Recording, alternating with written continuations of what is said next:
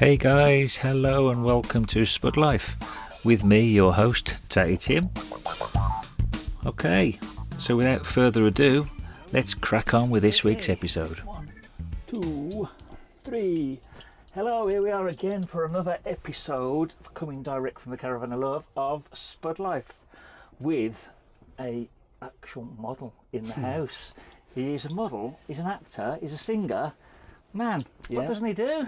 So here he is, Mr. Kieran Williams. Hi, Kieran. How are you doing? You okay? Yeah, very good, mate. Very good. Very good. So, how did it all begin? Well, I'm 32 now, and I think I first started dancing when I was a child, at maybe 4 or 5 years old. My brothers and sisters all danced. My mum danced. And that was the first real part of the entertainment kind of thing that I did with Were you sort of dancing at parties and stuff like that? We did ballet, tap, modern, and all the basics and stuff. Oh, so you actually went to proper lessons? Lessons, and then I got quite good. I got really into that kind of thing. Whereas like people go off and play football. I was always a huge football fan, but I was really into my music. And I was just singing from a young age. Oh, were you as well? And I remember my dad being like my biggest fan, like, you can really, really sing. I was like, can I, or is he just saying that? But no, I was really into singing. And then, that was like, I think that was when I was 8 or 9 years old. So what we're looking at there, is this the 90s? I was born in 92, so around the millennium, really, around late 90s. Yeah. And what sort of stuff was it? Was you just singing anything that you liked? Anything. I literally remember watching Top of the Pops and writing lyrics down. Writing lyrics down from songs and copying them back and singing them back, or like getting like Now CDs. And, Remember, that's what I remember, writing lyrics down. Moves off the guys on the telly. And then because I was doing this, writing these lyrics down, I remember I really got into writing songs. Yeah. And I didn't have anything to sing to, because I lived out in the sticks in a little village at Asby, a little village outside Appleby. And we didn't even have electricity. Honestly, we had like dial-up internet till about 2003 or something stupid. It was terrible. And so I had to have an instrument. I didn't have an instrument, and like I couldn't play anything. And I've never been really good at having lessons. I did have a few piano lessons when I was a kid, but I never really. I didn't enjoy the lessons. I wanted to go at my own pace, kind of thing. So I started teaching myself piano. Started teaching myself guitar. And this will have been kind of almost definitely pre-YouTubey days, wouldn't it? Literally. I remember thinking, it's home. How am I ever going to be able to watch YouTube and play the piano at the same time? Now, obviously, with my kids, they've got a tablet. And it's crazy. You can learn anything, can't you? But I remember having to write down, going to either school or somewhere where they had YouTube, because my dial-up internet wasn't quick enough for YouTube anyway. And it was upstairs, had a big computer. So no, I remember writing down like notes and then having to go home, and then like you have to wait for hours until you could play piano at home, and then. So it was crazy. It took me a good while to proper get the skill down. Excellent. So piano was your first? Piano was my first thing, and then my brother started doing guitar lessons, so he had a guitar.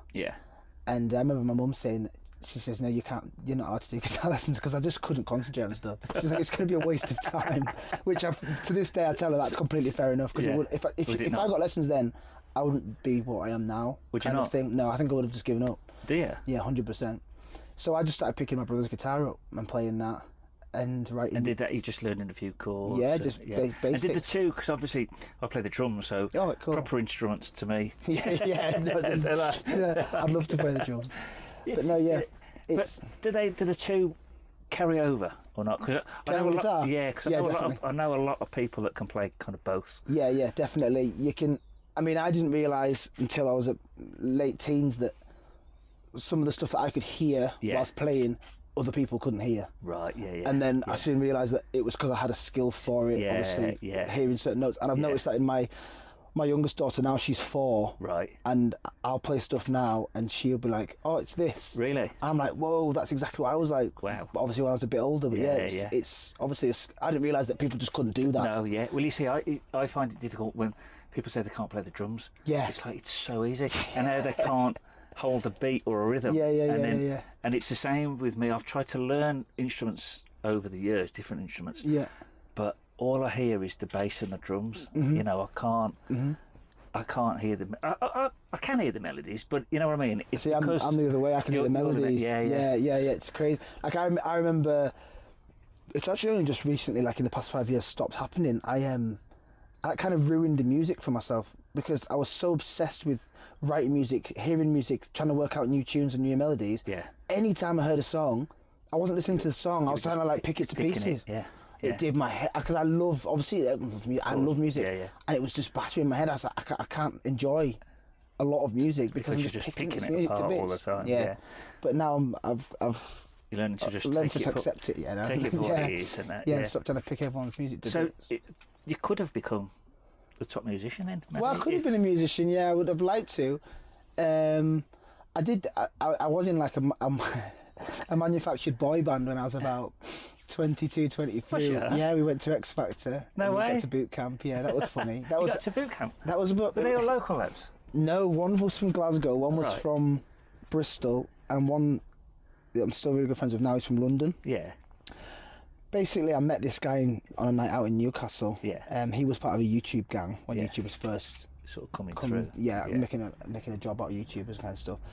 And I was quite a socialite in Newcastle, so I was like, someone said to me, "Can you take these lads out for a night out?" Yeah. Me and a couple of lads did. Anyway, this one guy, me and him just clicked, and we were really good friends and stayed friends online and stuff. Yeah. Maybe 5, 6, 7 years later, he messages me randomly. He's like, "Kieran, are you still singing? Are you still really into music?" I was like, yeah, definitely. Why? Like, what? There's random. He's like, "Oh, well, I'm in a boy band and someone's just dropped out and we need a fourth person. And you were the first person that came to mind." Me being me at the time, I was like, "Sound, yeah, of course." Dancing, music, singing. So I literally, he's like, "Cool, like, this is around Christmas." I've completely forgotten this story. This was around Christmas. And he says, "Right, well, we can do an audition, but this guy, Aaron, this manager, he wants to see you, he wants you to audition, but he's in London. Obviously, Christmas busy and everything." Yeah. So it's like, well, he'll Skype you tomorrow or the next day or whatever and have a little sing. I remember I was in the pub with my mate because it was obviously around Christmas, and he randomly rang me, so I had to leg it up to my mate's house, do this Skype interview, like half cut. I was like, "What am I doing?" Like, my mate was sat opposite me, like pulling faces and stuff. So please, yeah. Anyway, we went on tour on the 1st of January. No way. Yeah, so I got the job on Christmas Day. Yeah. And we went on tour on the 1st of January. Now I was like Christmas Eve and New Year's Eve. Yeah. No drink. We're going to be proper sensible. Yeah. No. I woke up at 7 a.m. on New Year's Day on someone's random living room floor. Like, oh, what am I doing? I had to get the train from Penrith down to Brighton on a full belly, like hungover, like. Man. But because this guy was a YouTuber and hadn't spoken to him for so long, anxiety kicked in halfway down. I was like, "This is a prank. Yeah. The whole thing's a prank." So what am I doing? You're gonna get there. I couldn't believe it. Yeah, I genuinely thought that until I got to Brighton. I don't know, 6:30, 7 or whatever. Right, obviously at the other end of the country.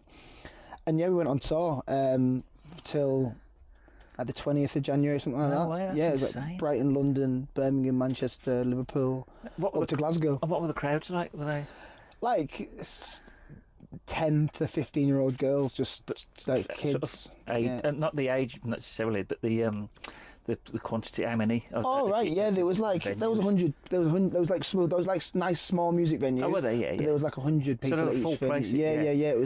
It was crazy because. And it was a proper full-on screaming. Yeah. We got there. I had to learn like 5 songs, and then that was for the first gig, and then we had to just learn a few more. And it was all live as well. You were actually singing and dancing. The guy that I know had the guitar, and we all had a microphone. It was acoustic. So it wasn't mimed or nothing. No, nothing. Wow. And we all got on like a house on fire at first. It was amazing. It was like, we're in this boy band, we're going to be the next big thing. Obviously, they were blowing smoke or whatever. It was nuts. It was so. Because who were the big boy bands back then? Would it literally like One Direction and stuff like that? Yeah. And I was a bit older than them lot. Yeah. Like they were maybe young 20s. I was maybe mid to older 20s, but I'm a bit more mature anyway. Yeah. And they were all like, they were entertained. They were loving it. Absolutely loving it. And I was just there like, this is cool. Yeah. I mean, I wasn't doing anything like last month, so this is great. Yeah, it was cool. And it was fun, and it was just like being with because they were new mates. I didn't really know them, so we couldn't really we fall out, but we wouldn't fall out massively. It was just like having fun in a tour bus and driving up the country singing. But it was crazy because Instagram wasn't as big as it was now. Yeah. But we would get to gigs and there'd be people screaming my name that never met me, never heard any of my songs, just because of hype, just because they're like, over there, he's in the new boy band, and they're all screaming. Fourth Intake. Terrible name as well. I can't, honestly. It was everything about it was tragic. But it was brilliant. But yeah, then we ended up getting a new man. We finished the tour, and Aaron was like, right, you're all moving to a house in Birmingham. You're all going to be like living together, and we were buzzing. Which part of Brom? He was from Brom actually. I can't remember. Yeah. Can't remember exactly where. And nothing ever happened of it. Anyway, we ended up getting a new manager. Yeah. Called Kim. She's lovely, lovely Kim. I love Kim. And we actually did a few more gigs, and then she got us the gig at X Factor. Excellent. Because I don't know if you know about X Factor, but it's not how it is. I can imagine. Yeah. There's kids there that did like 2 auditions and got to not to the live shows, the one before the live shows. There's kids that did 10 auditions and didn't even get to judges. Really? Yeah. So we got our judges. Did we get that immediately? I think we got that straight away. We got one before the judges, and then obviously we got straight to the judges. So you were at the bit where you go to the judges, like on TV. No, that was the one before. Oh, right, yeah. right. So we went to the judges like on the TV. Like we were on TV for maybe like 10 seconds on the actual show, but we did our audition, smashed it. It was amazing. We were actually sat with Matt, who actually won the competition, and he actually ended up rooming with us at boot camp as well, which is quite weird. Yeah, it was quite good. So we were good friends with. So who were you with? Who was your? We were just. Who is that? The one where you get given a judge, or was that still the next? That was the next one. That was the next one. Right. Yeah, So that was the next stage. Everyone. Yeah. There's like 150 people at Ali Pally down there. Yeah. We all stayed in the Hilton, and then we'd go and do lessons all day, and then we did that for like a week and a bit or something. All right. It was cool. It was fun. There was like Simon Cowell, Nicole Scherzinger, Lou Walsh, and I think Sharon Osbourne or something. Was it? Well, when we did our audition, it was amazing. Like, Simon Cowell literally was like, we were walking out, it was like, you guys, you need to watch yourselves because you're going to go far. And that was like, oh my God. At that point, I was like, this is all a laugh. And at that point, I was like, oh my God. What have I got myself in for? I'm here for a laugh. But then, did the public let you down? No, it was the judges. Like, they had to pick. They had to split it down the middle, and we didn't. Oh, was that awful time where they like looking at pictures and people? You group. You on the right hand side. Yeah. Stay, and then you lot go into one room. What's that feel like? That must be. Honestly, I didn't. Especially if did you not? I obviously wanted to go through, but I kind of had this feeling. I was just like, I could see some people in the room. I was like, you could tell body language. I don't want to be the same as you. But then there was other people that were the comedy acts that were in the other room, and I was like, I couldn't work it out. I was like, why are they there? And that's what X Factor's like. I mean, there's people in our room that now, one of my mates now that's he was in the room with us. He was a backing singer for Stormzy at Glastonbury. No. And he's been a backing singer for. I think he's doing Eurovision this year. Right. For obviously. And he was for backing singer for Great Britain. Yeah. And he was nothing. Yeah, well, he wasn't nothing, but he was with us. He was kicked out. He's just finished touring with. He's currently on tour with James Arthur. He's a backing singer with James Arthur. Yeah. So like, it's never like. Doesn't define you at all. No, that's the thing. As a singer, and especially. I think I've always found it, especially with the youngsters, a bit kind of. I don't know the word I'm looking for, but you know when you get the real youngsters on and they're kind of kids, absolute kids, and they're kind of telling them the parents are maybe telling them they're fantastic, and the public are telling them they're great, and then they get chucked. Yeah. I mean, can you imagine what that must be like? It's mental for their self-esteem growing up. But not even the youngsters, because they put you in these categories and they're saying over 25s, and everyone's like, oh, over 25s, they're the old ones. I'm 32 now, looking back, I'm like, I thought I was old. If I told someone that was 25, 26, some of the stuff they were getting taught, you'd feel terrible, because they're adults, but they're kids in the big scheme of absolutely. the music industry, especially the music industry where it's not policed by the police. No. It's the only real industry where you can get away with anything, tell anyone anything, and you're not going to get. It's such a weird industry. Well, not weird. It's just a bad industry, really, isn't it? Yeah. Do you think it exists much anymore? Because I mean, a lot of, say for instance, you were you'd hit big time. Mm-hmm. You'd have been at the stage where maybe CDs and album sales would have been the core of your thing. Yeah. But they're not really now, are they? They're kind of like it's touring, terrible. it's the merch. You have to. You can't the get album rid of it. sales are kind of negligible, I'd imagine, nowadays. I've got friends. One of my friends that springs to mind straight away, Jason Allen. He was actually in our rival boy band when we were on tour. Yeah. Didn't really know him at the time, but I know him really well now, and he's an independent artist, and he's been a busker for the past, 10 years. Yeah. But he puts his own gigs up. He does his own tickets. He does his own everything, and he has to. Yeah. Because you can't. You're not getting paid for. I think the days of going back to the 70s where A&R people would go around and they'd scout fantastic bands and they'd become the next big thing. Yeah. Those days. They're kind of gone, aren't they? Yeah, they're not here anymore at all. Yeah, they're gone forever. So they are gone forever, yeah. And I think in that respect, does the music industry, I don't think as it was, exists anymore. It's not a music industry anymore. It's an entertainment industry, isn't it? It doesn't matter about. I mean, like it was that obvious into the. I don't know. I'm 92 born, but like late 80s, where people weren't even good singers; they were just good at performers. Or they were just like had sex appeal or something like that. The cult of personality. Yeah.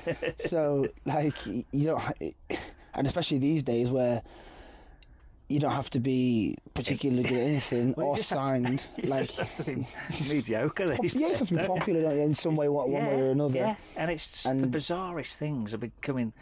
Again, in the most insane popularity as well. Oh yeah. It's crazy. You wouldn't write. It makes you what well, I'm online loads on socials, loads during the day. Yeah. And I like it. I love social media. It's amazing. It's brilliant. You see so much brilliant stuff. Yeah. So much hilarious stuff. People hammer social media and they say, "I don't like Facebook. I don't like Twitter. I don't like this." But it's your profile, so you've created that profile. Exactly. So if you don't like it, that's because you've created it. There's algorithms working with your brain. It's pushing stuff. Yeah. So my world that I've created on my social medias makes me happy and laugh and meet the right people, and if I don't want to see someone, I'll just remove it from there. And you can do that on that life, can't you? Simple as that. So it's a weird. It's so. I don't know if it's going to come crashing down very soon. Not very soon, but one day or. I think social media is always going to be here, isn't it? Yeah. It can't not be now because you're probably the last generation that can remember life before normality. Yeah. Can't you?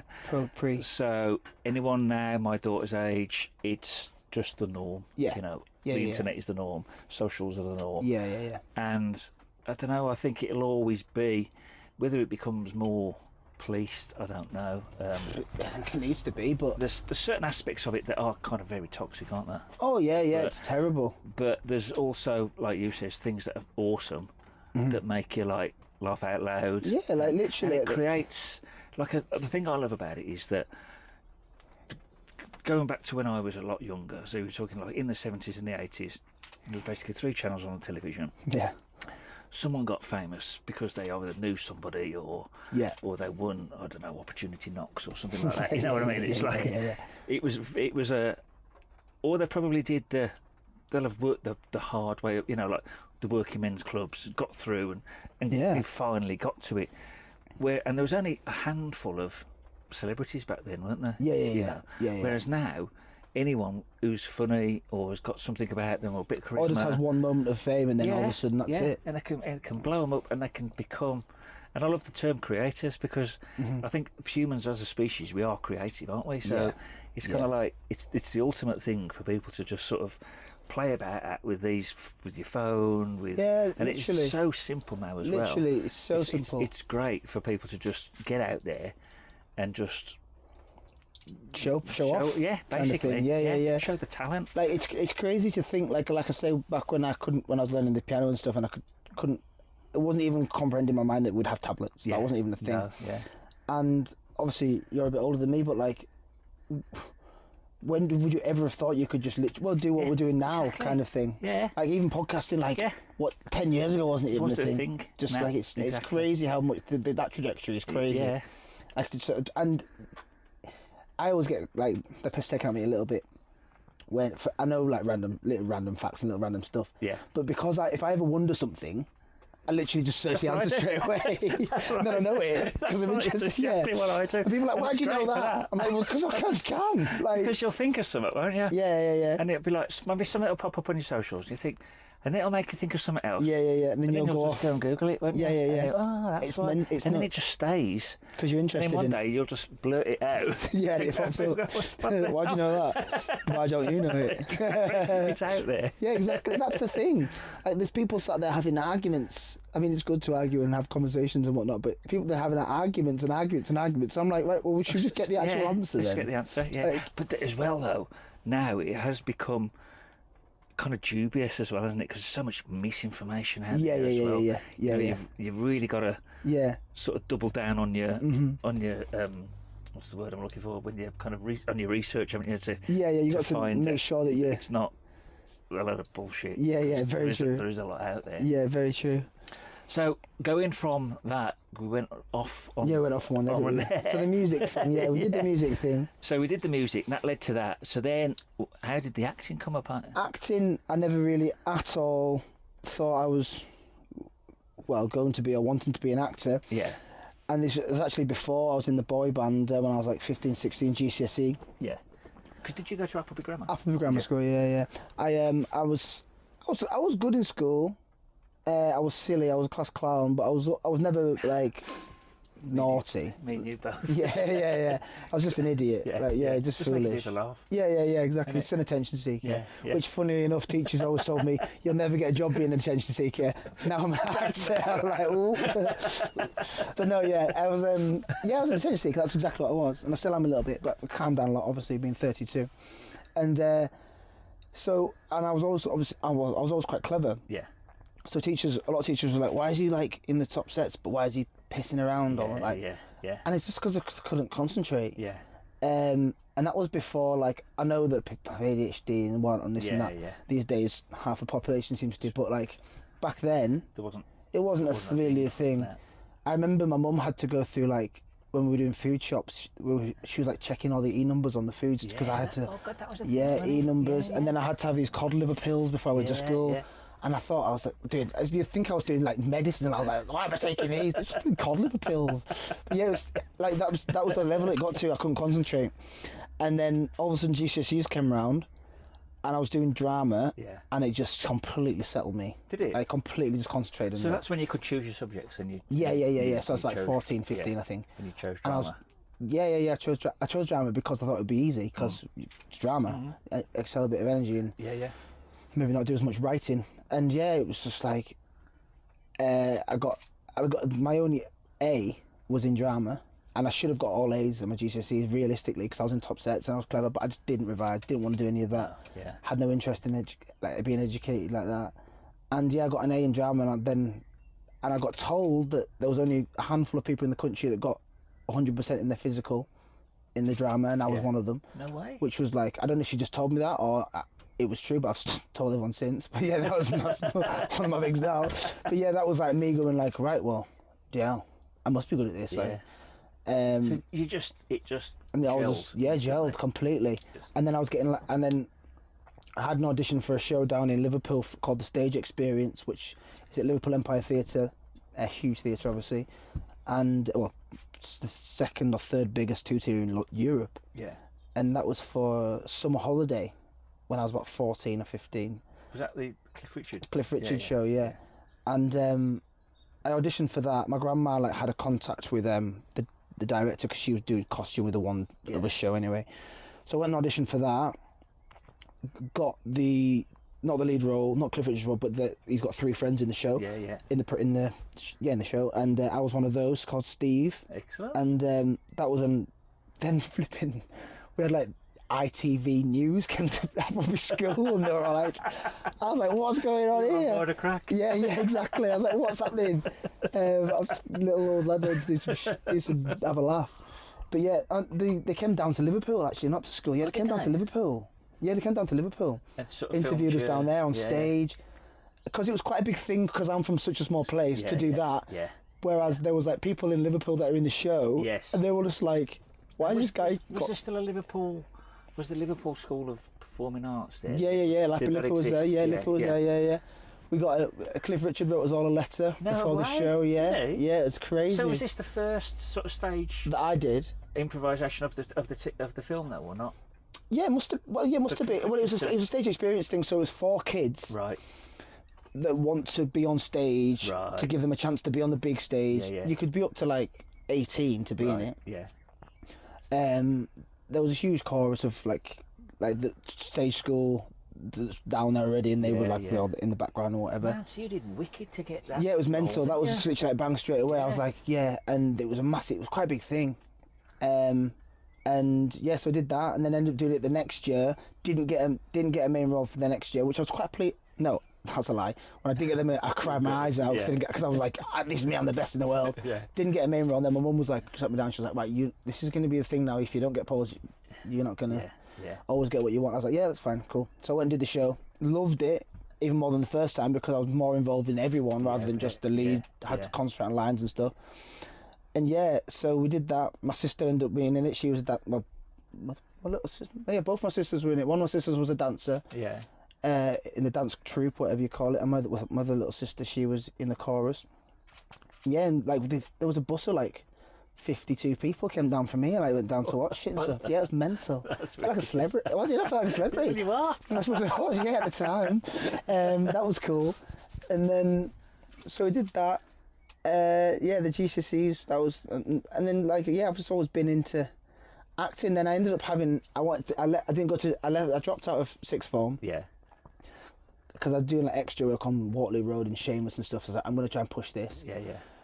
And again, if you give me the option in sixth form, if you give me the option to go to a lesson or not go to a lesson, I'm not going to go to the lesson, am I?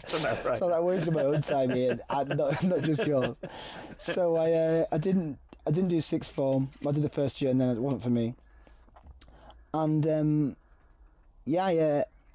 what did I do there? Were you representing yourself at this point or not? Yeah. I've got my first proper acting agent in the past 6 months. Because I know I've obviously done my bit of research on you, so I know you've got your own sort of agent now. My agent now actually, like, she's based in Manchester, isn't she? Yeah, Janet. She's amazing. She's a boutique agency, so usually agencies will have like 300 or 400 people on the books, maybe even more. But she's only got 30 or 40 people. Yeah, wow, so it's just like really concentrates on you. Yeah. She's got me some good work and good stuff. But like. So that's where I went. So at 19, I had a kid. I had my first child. So, like the acting thing kind of was put on the back burner because I had to get a proper job, and be a normal person for a little bit. And I was in another random audition I got for the National Youth Film Academy, which was like a 3-week course in Manchester. So I went and did that, and then. This is tying into the next story. I went and did that, and then at the end of that, I had a stag do in Newcastle. Yeah. So I went, and literally the day I left was the day of the stag do. Right. So I went straight from Manchester to Newcastle, didn't even come back here. And then the next morning, my mum was like, "Did you have a good night?" And I was like, "Yeah, it was really good, thanks." And obviously in the hotel and whatnot. Yeah. And she was like, "Oh, what are you going to do now?" I was like, "Oh, I'm going to come back home." "What do you mean?" She's like, "You don't have to." I was like, "What do you mean?" She's like, "Well, you've obviously just finished that course. You've not got a job to come back to now. Like, I would be able to get a job, but you've not got an actual anything to come back to." Yeah, yeah. You've just done the course there. A lot of the directors from the course lived in Newcastle. She says, "Why don't you just stay in Newcastle for a little bit? Yeah. See what happens. If you don't like it, come back." Yeah, yeah. So I stayed. And my brother had a room because he was at uni there. He had a house. So I stayed there and ended up living in Newcastle for three and a half years. So it's like... Yeah. My mum and my stepdad, to be fair. And my dad, but yeah, my mum especially is like... She's been like... crazy. All the way. Yeah, because I've got 3 brothers and 3 sisters. Oh, wow. Yeah, so 7 of you? There's a lot of us, yeah. Wow. So it's cool. It's fun, it's busy. I think that's why I've been like... just kind of keep going because you've always got to kind of keep up with everyone else when you know it's that much people and stuff. So is everybody else, because you were on about your 2 sisters, is everyone in kind of the entertainment industry? No, my sister that's younger than me, well, I've got 3 sisters younger than me, but the older one, Asha, she runs a Razzmatazz school in here. In town? In Kendal, she runs Razzmatazz. Because you help out a few times, don't you? Yeah, I teach on a Wednesday and Wednesday and a Tuesday. Do you? Yeah. So is that at St Andrews? I do Wednesday at St Andrews, yeah, and Tuesday in Kendal. Yeah. So she runs that. My other sister, Kaya, she's a nurse. She's just moved back here. She was in Newcastle as well. Yeah. She's a nurse. Then my youngest sister, she's like 20. She works she's like a waitress in a restaurant. My older brother, Nathan, he was a DJ in Newcastle. He's just moved. He lives in Penrith now, actually, but yeah, he's a DJ. So we're all kind of like. And then my younger brother works in Sainsbury's, and they have their own jobs and do their own stuff. But yeah, we're not all. So everyone kind of stays localish. Yeah. We've all gone and come back and gone and come back. Some have had kids, some have done. Because I'd imagine living here. It's an awesome, beautiful part of the world. Mm-hmm. But for your line of work, it's not. It's travel, in it. Yeah. You've got to go to Manchester. You've got to go to Newcastle. The way I look at it is, with that kind of thing, I used to not like it around. Like, no, I've always liked it, but when I moved away to Newcastle, I was like, no, I don't like Cumbria. They're all backwards and nothing's going on. There's no progression. Yeah. No, this is my next bit. But now I'm here. Literally, I could move to Manchester. I could go anywhere, but my kids now, where I live in Appleby, they can go out. I've got a 5-year-old and a 4-year-old. They're the two youngest, and they can go in the street and play. They couldn't do that if I lived in Manchester or lived in London. And if I lived in London, or maybe even Manchester, and got an audition, it would take me just as long to get there from. Of course it would. If I was in London. If I drive to Manchester, it takes me an hour and a half, and I can guarantee get there an hour and a half, guarantee get back an hour and a half. And when I'm back here, I'm safe again. I'm sound. It's quiet. And I love the peace and quiet as much as my brain's crazy. I love like say, now you're getting a bit older. You're a bit more kind of grounded. You appreciate that. What we've got around here. It's I go to auditions and do whatever I do in these jobs and stuff, and they're like, "Where are you from?" Genuinely, 50% of the people will be like, "Where?" I'm like, Cumbria, north. Like the northwest. What, Liverpool? No. Like, what are you on about?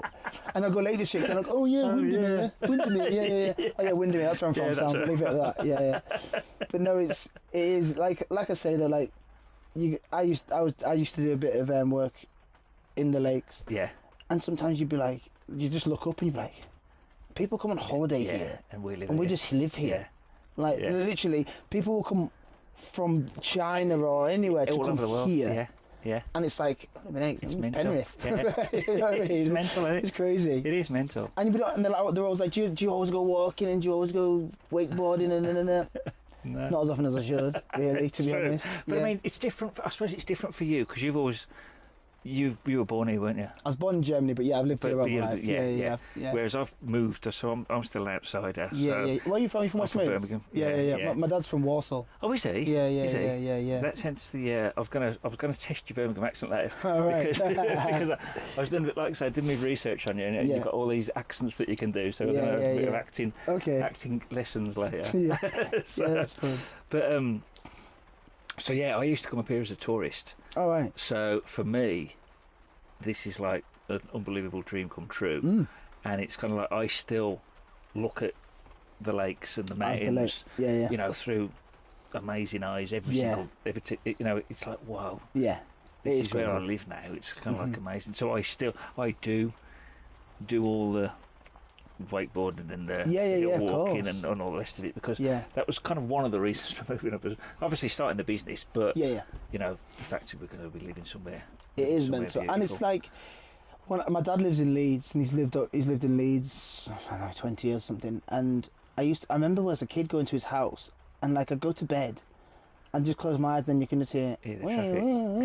I'm like, what's going on? Like, you don't realise how silent it is when you hear. Yeah. Even when I live in Appleby now, I hear a car go past, I'm like, I used to live in Asby where there's nothing. And it's silent. But if I hear a car in Appleby, I'm like, Yeah, it's mental, like, how much you just... It is. And the sky, when you look up at the sky. Yeah, that's another thing, huge thing for me. Like, I will literally go up at the sky, at stars and whatnot. And you just get lost, don't you can't comprehend. And then 10 minutes later, think, oh shit, I better get It's in. crazy. And I'll speak to someone, or I'll be speaking to a friend that's living in London or whatever, and I'll be like, oh yeah, like, have you seen the stars tonight? And they're like, what, no? They can barely see the moon because of the light. Yeah, exactly. The light and the smog. Terrible. But it is scary, like, we don't appreciate the fresh air. When I went on tour to Italy for 6 months, and the thing I missed the most, genuinely, the thing I missed the most was tuna sandwiches for one, but the thing I missed the most was tap water. Just Really? Cumbrian tap water. Of course, yeah. I couldn't believe it. Yeah, because everything's bottled, isn't it? Yeah. It was just like I was 6 months I was away. Came back after 3 and then went back out again. Yeah. And when I came back, it was over Christmas time. Everything I drank, apart from obviously booze, was like just tap water. Yeah, I kept plenty of this in me. I was like, why am I missing this so much? But you forget. What we can just. Yeah. Yeah, it's funny, isn't it? It's nuts. Absolutely nuts. mad. What was you doing in Italy for 6 months? Acting or? Yeah, so a guy that I met at the National Film Academy. Yeah. Just stayed in contact with him, and then that was like when I was 19 or 20. So this is on the back of the. This is 10 years later. The thingamajig. No, this is on the back of the Film Academy. Just before I moved to Newcastle. All right, is it? 3-week course I did. 10 years later, he'd been away on tour with his company in Italy, and there was another show coming up. Yeah. And they needed basically I fit the bill. Yeah. For playing role. this role. Yeah. Cleophas James in Blues Brothers, and so he's like, you should audition for it. I was like, nah, not a chance I'm getting that. Don't have an agent for starters. I'm not trained. Yeah. Like, I've never been to an acting school. He said, no, yeah, go for it. So I did this audition, and then I was like, thank God I'm done that. That's it, finished now. And then I was literally working in Coniston, and I got this email, I was like, we'd love to offer you a role. I was like, no way. You are joking. I was crying. It was my first ever professional acting job. I couldn't, but like. So you went for just one audition? Yeah, one audition. Wow. I've never all my acting jobs I've done, like, I've obviously been paid for acting jobs. I've been paid for singing or whatever, but it's my first professional proper job. Was it? Yeah, proper. Like, I've been paid one-off jobs and stuff. But I never had a tour like that with acting. And I flew out to Italy like 3 weeks later. And then you was on. And then I was on stage. We toured the whole of Italy, whole of Sardinia, whole of Sicily for 6 months. And it was the Blues Brothers you were doing? Blues Brothers, yeah. So when we got there, it was crazy. Like, I just couldn't believe that I was there anyway. But like, all the kids that were there, that were in the main cast with me, so there was 7 of us. We were sat in a circle, and it was like, right, we'll introduce ourselves, because we met each other at the airport, and we got there through there. So proper introduce ourselves with the director, with the whatever. And it just so happened that I was last. So they were going, I'm so-and-so, I went to so-and-so. I went to RADA. So-and-so school.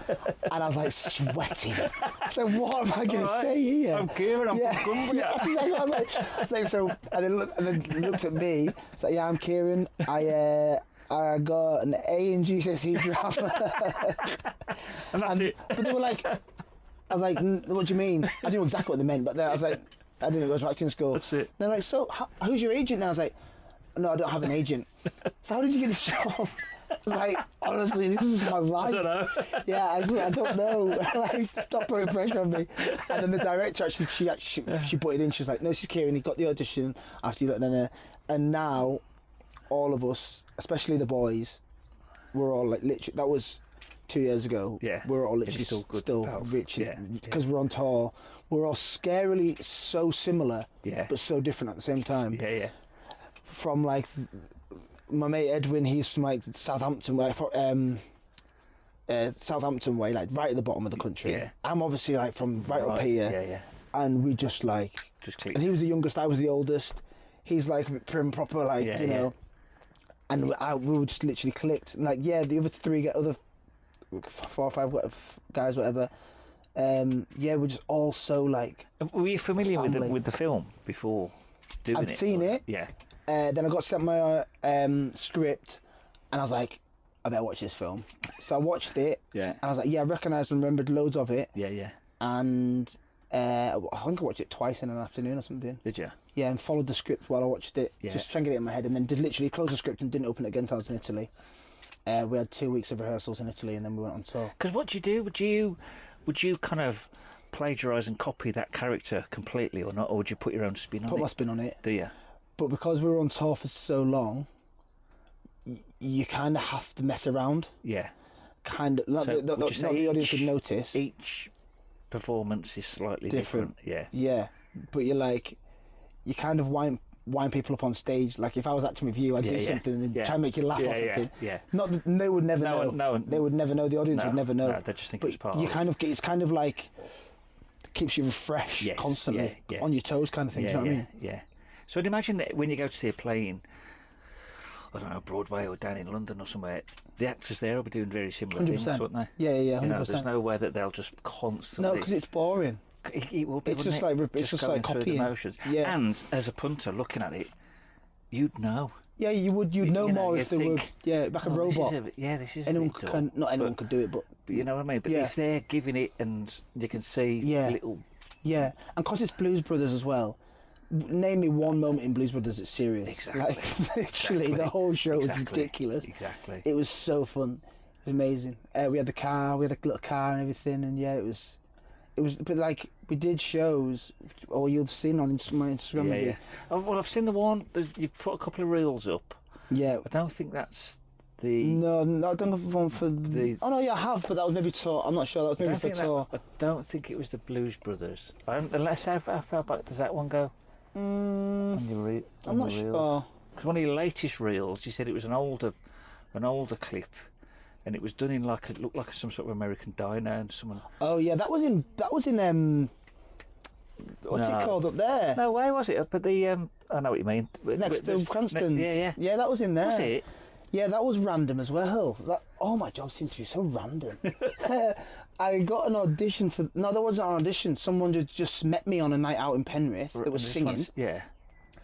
And I was hammered, and they were like, and I was requesting songs, and he was like, "Why don't you sing it?"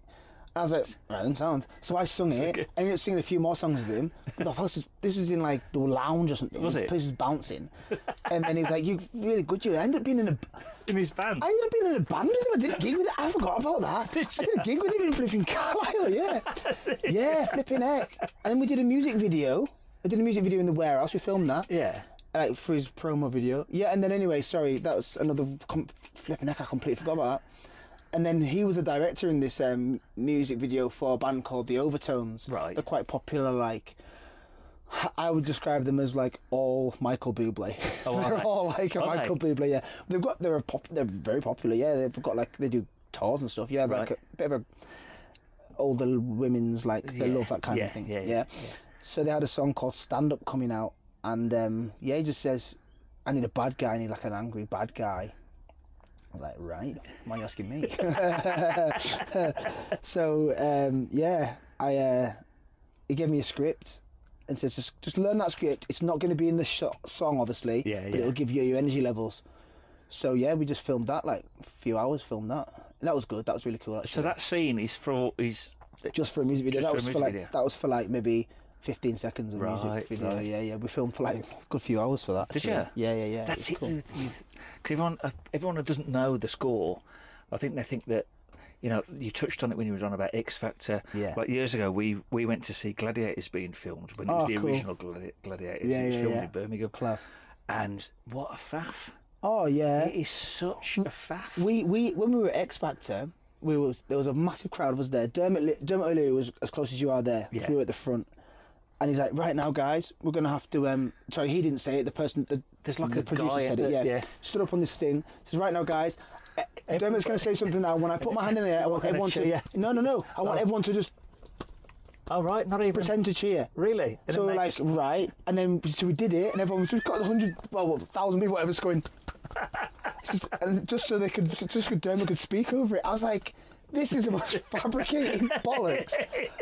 Honestly, am I stood here on TV going, mental? It works, I suppose. It is. But yeah, like you say, people don't realise that how much time and effort goes, how much stuff gets thrown on the floor and just never forgotten about. Never gets used. I've been in so much stuff I've done. I think there's more stuff for you on the cutting room floor 100%. Than there is. So much stuff I've done, and I've been buzzing, can't wait for my mates to see this. I've never seen like a day. And it's like your best work. Yeah.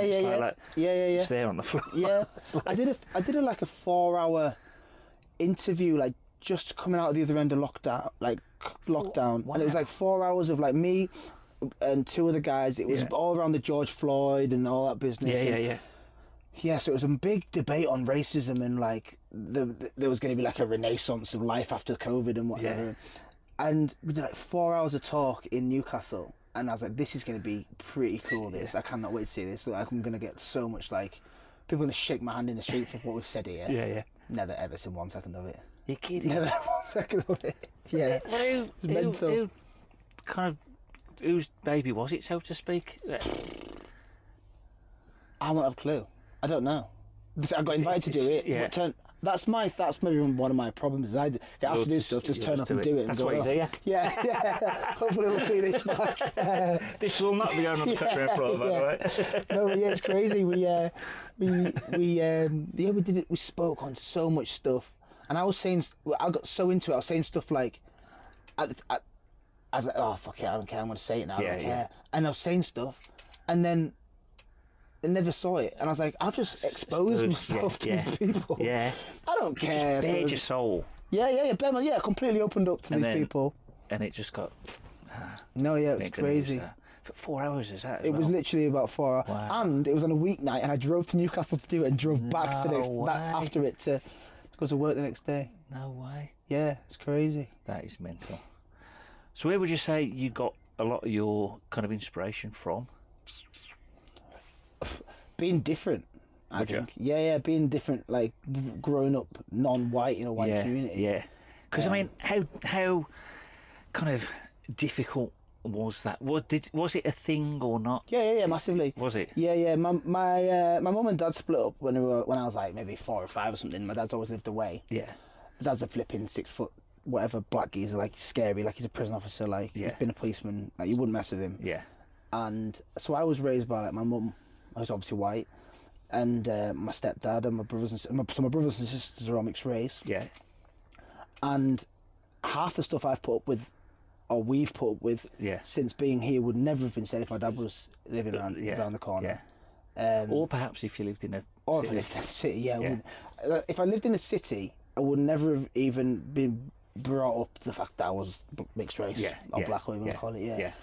You obviously yourself be millions of black mates from Birmingham. It's just a norm. Or Asians and everything. Yeah, but when you're around here, and I used to say this because a lot of my mates used to banter. Like you'd banter someone, you can't do it. You don't do it these days. No. But you banter someone for being mixed race or being gay or being flipping, I don't know, in some way disabled. I don't know. It's just something. Yeah, something. Yeah. And you can be funny with it. You can watch something that's makes look a Little Britain or something like that. Yeah. It's hilarious. Yeah. Some people don't like it. Fair enough. No. Some people think it's hilarious, and it is. And I think that you can take the mick out of stuff. You can laugh at stuff as long as everyone's laughing. That's fine. Exactly. Well, not everyone, but everyone that's watching is like, yeah. So I'm sure I got too far with it, but it got to a point where a lot of people that in my friendship group and the outsides of it were still making these like racist jokes to me, and I was like, whoa, these guys can maybe do it to me. Yeah. You can't say that kind of stuff. Yeah. And then it got to the point where I was like, nah, let's just not do this anymore because too many people are comfortable with it. Yeah. And it wasn't for me, it was because I was having kids that were mixed race. And I didn't want their friends to be saying the stuff that I was getting bantered for. Exactly. And they're like, some people were like, yeah, but it's only banter, no. Yeah, but you say that on a Monday, you banter me on a Monday, then he banters me on a Tuesday, and he banters me on a Wednesday. I've had it all day, all week. You said it once and think you're only just saying it once. But it doesn't matter, does it? Like, you can't just... If I want this to stop, you can't be like, oh, no, but come on kid. No, just stop. Like, you know what I mean? So, that's... You will find as well that those sort of people, if you found something to banter about them... Oh, I wouldn't like it. They wouldn't like it. So many people that have... There's so many people who give but can't take. Yeah. Not that you should give. No. But you're right. You're right. But you know what I'm saying. There's a lot of people out there. There's a lot of givers, but they can't take. Yeah. It's crazy. My best mate Luke, he lives in Appleby, and he's gay, and obviously there's me mixed race, him gay, and we'll banter each other. Literally, me and him hang out most hours of when we're not at work, all the time. Yeah. And even we'll banter each other. Yeah. But it's got to the point now where we'll be like, we won't even bother. It's just like, well, we know what's not funny anymore. Yeah, they've said everything now. You know what I mean? But that's different between two pals. Two mates, that's it. But that's when someone else comes into that equation. I have that sometimes because there's some people in town, and they just become a little bit too over familiar, comfortable with it, and you think, I don't really know. Because you'd be a foreigner around here. Yeah, in Cumbria. Yeah. Like, so how long have you been here? Nearly 30 years. Yeah, I mean, I bet when you first came here, people made sure you knew it. Oh, yeah. Yeah. 100%. Yeah, it's crazy. 100%. So, but it's true. It's funny. People you know and people that you class as a friend, and eventually it does wear out anyway, doesn't it? Yeah. And it's it's kind of like But I do have some people that they see other people talking to me in a certain way, and they think they can, and it's really grates on you. Yeah, it does, doesn't it? Yeah, because you kind of think, you know, it was lockdown not when I noticed it, but when it kind of came out massively to me was when you see a lot of stuff happen. Because when it was lockdown, when you speak to people was online, so everything was black and white. Yeah. And there was some stuff getting said, even like back to the George Floyd thing. Yeah. And I'm looking at people like, you're lucky that you're a white man in this country, because if you were any other colour in this country, you would be in bits every single day. Because they're just some people are so offended by something, and you're just like, 1 second, nothing's going wrong with you, like that kind of level. And I've been to court 3 times for racism, and it's been thrown out. Nothing. I've never had. Oh no, sorry. One time it was in Cumbria. Yeah. One was my old boss in Kendal. I'm not saying any names obviously or anything, but he said something quite racist to me, and I was in Italy at the time, and they rang me up and says we're at the bottom of his drive. I'd sent them all the messages that he'd sent me, so bottom of his drive. Are you sure you still want me to arrest him? I was about to go on stage. I was like, "What? Are you being serious?" It got me angry. I was literally about to go on stage. I was like, "Yeah, of course I do. Like, why are you at the bottom of his drive asking that question?" Yeah. That's how ridiculous it's. For me personally, I cannot believe that racism is still a thing. Oh, it's mental. In this day and age, because we lived through the 70s. Yeah. And all the stuff that your dad will have gone through. Your dad will be 60-ish. He's 56, 57. Yeah. So he'll have lived through the proper racism. Yeah. But you know what I mean? He'll have gone through some shit when he was younger. Yeah, and he's in the police. Yeah. And especially if he was in Birmingham, where he was brought up or not. He was brought up in Warsaw. Then he was in the army. He was in the army at... Wow, so he'll have been one of the first black guys in the British Army, he was one of the first black policemen in Cumbria. Yeah. I think he was... I actually always believe that he was the first. I told someone this about 6 months ago, and he's like, "Actually, I think you'll find it in 19... I was like, all right, whatever. Kill my vibe. I've done that for 10 years. But yeah, he was one of the first black policemen in Cumbria, Was he? Used to call him Coco Cop, which is hilarious. But you probably can't say that these days. But he's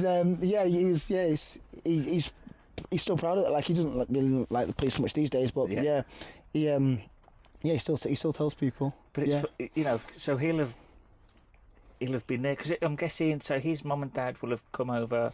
Yeah, so his mum on the Windrush kind of vibe. Yeah. So my grandma's Jamaican, my granddad's from Barbados. Yeah, they came over for that. Yeah, I tell people this a lot actually. So they moved over in what, 60s, late 50s, early 60s? Yeah, 50s. So was your dad born here or in the Caribbean? He was born in Warsaw. Yeah.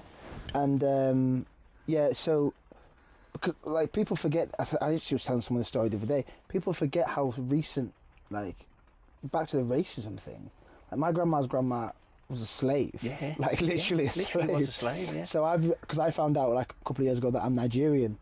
Because obviously she was taken from Nigeria to Jamaica and back here. So like, and then like, people are like, "Your grandma's grandma." I was like, "Yep." Yeah. Like, it's not that long ago, like at all. But yeah, my grandma's Jamaican. She had 4 sons and a daughter. My uncles and aunties, obviously. And then my dad was in the army. Then met my mum in the army. She wasn't in the army. She was a physio. Yeah. Then we lived down in Coventry, so kind of area. The German. Yeah, so I was born in Germany. Yeah. My brothers and sisters were born in Germany. Yeah, he's alone in Germany. So your dad was obviously stationed there. Yeah. I was born in the army camp. Yeah. Was you? Yeah, which is pretty cool to say. I love telling people that. Doesn't mean a thing to me, but yeah. I told someone the other day that this is when I felt old. The other day I was teaching some kids singing, and they were like, we were talking about where we were born and whatever, and our heritage is. And I like to talk to kids about I like to make sure kids know that people are different. Yeah. And then they were like, so where were you born? I was like, I was born in Germany. I was like, oh, they were like, why? He's like, my dad was in the army. He's like, what, World War II? I was like, no. How old? Oh, look, let's go straight to the bathroom, look in the mirror. Yeah.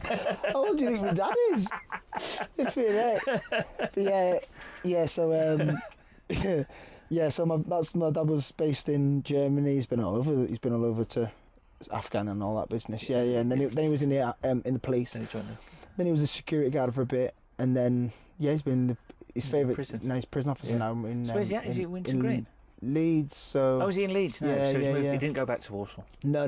His family was also down there, but he loves it up in Leeds, across in Leeds. Yeah, down in Leeds. What was you going to say? Yeah. So you've got any family still back in the Caribbean? Yeah, like older generation stuff. Right, yeah. So No immediate cousins or anything. No.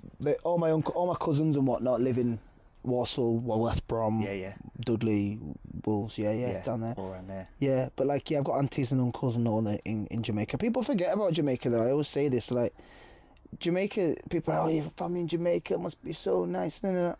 It's a third world country. Yeah. Like, literally, there's people on the streets with guns, like, it's crazy. Yeah. I've never been. Have you not? It's a scary idea. I've been as a tourist a couple of times, and it was somewhere I always wanted to go. I've grown up in Birmingham. Yeah, of course. Surrounded by West Indian, Jamaican guys. You're growing up with them. Yeah. So you've got, like, a love of, like, the old ska, reggae. Yeah, food. She'll talk, food, and just the the whole culture, the whole vibe. It's a powerful country. Like, obviously, we're in a massively powerful country as in Britain for other reasons, but like Jamaica, so it's 2.9 million people in Jamaica, and what it's given the world. Like reggae for starters. I watched the Bob Marley film the other day. I was going to ask you about that. I watched it the other day. I watched it the other day. I liked it. It was good, but it was good. I'll give it. It was good. But like, the food, the music, the fashion, and just the general like vibe kind of thing. The chill vibe. Yeah. You say Jamaica, and probably everyone listening to this and watching this instantly has got an image in their mind. Yeah. And it's just, everyone knows the Jamaica flag. Like, everyone knows Jamaica. And it's tiny. Yeah. And again, like I say, it's not developed. Like, it's developed, but it's a third world. It's a third world. Yeah. It's like, I was watching, it was one of these things we were talking about earlier when we said about we know lots of little facts about things. Yeah. And it was kind of like, if when people get off the plane at sort of Montego Bay and then they're driven off to all the nice little resorts, if there was an accident or a crash or something, chances are you ain't going to make it. No, yeah. Because the hospital will be like in Kingston, which is miles and miles away. Yeah. And literally the roads go from like a tarmac road to a track. Yeah. Literally is a farm track almost. No, and it goes back to a road again. And it's just like, scary. It is, but it's such what a country. I'd imagine, as an outsider looking in, it would be, paradise, because you do see it as paradise. Yeah. But then when you know the history of it, like a lot of people that will have been watching the Bob Marley film, especially where it started from, I thought they were going to talk about.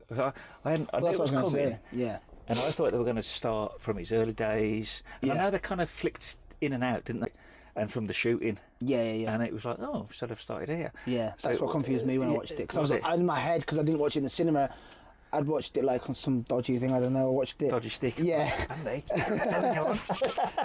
And as soon as I said that, I was like, why haven't you said that? I watched it and I was like, allegedly. Yeah, allegedly. I was, because I didn't realise, but I'd been thinking about the film for so long, I thought, I know what the film's going to be about. Yeah. Or like. Yeah. And then I watched it, I was like, But then, fair enough. It was good. I mean, to entertain everyone, don't you? Yeah, That's the thing. yeah. I mean, I thought the patois was fantastic. Yeah. I don't know what you thought about that. Yeah, I thought they got it down to a T. But they have to get the patois in perfectly for everyone to understand it. Yeah, that's what I was. Because if you go to Jamaica, my grandma, well, she died a few years ago now, but I always say to my mates, like, I could only just understand her. Yeah, like to the point where, like, I speak a bit of patois now. Yeah. Just as I'm getting a bit older and whatnot. Yeah. But like, I speak it in the kind of a British kind of way. Yeah. What she was saying was like mumbles, like some next level flipping tongues, man. I was like, Grandma, what are you talking about, man? Scary. Yeah. I was like, it was scary. I've still got friends now that their grandparents that I'll speak to, and they'll speak to me in patois, obviously. Patois, by the way, is a Jamaican accent. Yeah. I think it means language accent it's French. It's a French word, isn't it? Yeah. But it means like it's a way of talking that's kind of peculiar. I think it literally means dialect in French, isn't it?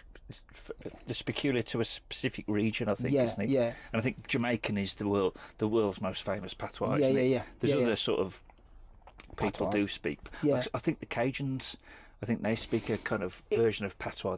It started off as the stronger one. I think it came around with slaves, didn't it? Because slaves wanted to speak, so the slave traders couldn't understand them. Yeah. So that's why they weren't so strong with their accents. It's almost like a code. Code, broken up language. But no, it's like I really I did enjoy it because I not long had my leg replaced, so I was off for sort of 4 weeks from work. So I was watching loads of documentaries on Netflix, and I was watching one of the Bob Marley ones. I watched that.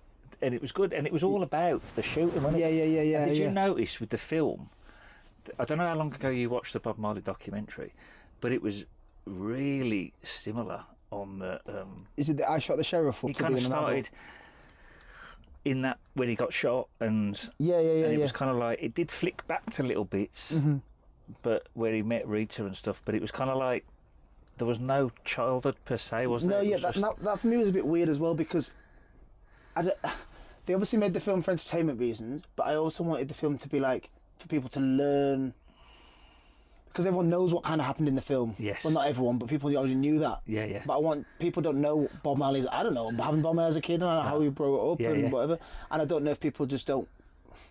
Because I think one of his nephews or sons actually produced the film. I'm sure. Yes. They did. Well, I think there was two. Yeah, there was two names came up. Yeah. Two Marley names came up. Didn't they? In the So I don't credits. know if they just didn't want to put those kind of bits in because I know that a lot of Jamaican kids' upbringings are not nice at all. No, and he did live in not the best part of Jamaica. Yeah. Crazy though, I didn't know as well. Well, I found out a few years ago, but I didn't know for so long that Bob Marley's dad was a white man. It was literally like a white geezer. I didn't know that at all. Did you not? No, that was a massive shock to me. Yeah, because he was like there's a picture of him on a horse I remember seeing. Yes. Yeah. He was some sort of British Army officer. Yeah. Crazy. Cool though. Yeah. Really cool. Another mixed race. Yeah. Good to see. It is. We're taking over. Yeah, icons. Yeah. But it's great to have Bob Marley. I mean, it's like when people, talk about Jamaica or Bob Marley. I mean, Bob Marley usually springs to mind instantly for Jamaica, doesn't it? Immediately, yeah. But Jamaica is just such a powerful place. In it, it's such a wonderful. I mean, talking about punching above its weight, it's kind of massive. For the size of it and what it's given the world. There's like 2.9 million people in Jamaica. I think I literally googled that the other day because I was talking to a friend who's actually from Birmingham as well. Funny enough, we were talking about there's a footballer for Aston Villa called Leo Bailey, and he's Jamaican. Obviously, he doesn't play for the Jamaican national team anymore. Because he's fell out with them because they're so unorganised and they're so like it's typical Jamaicans. It's like he literally said like they're so unorganised. He hadn't been paid for so long. They're not getting new kits and blah blah. And I was like, what does he expect? Get run by Jamaicans. But no, they this Jamaica like itself, like Jamaican football teams just finished third in their international tournament. Like they literally say punch above the weight all the time. Do they play? Do they just play other Caribbean teams? No. Like the USA and Mexico came first and second. All right. Yeah. I think they beat Panama in the. So they've got their own. Because I don't follow football at all. CONCACAF. So they've got the whole kind of like a Euros, but for Americas. America's version. Yeah. Right.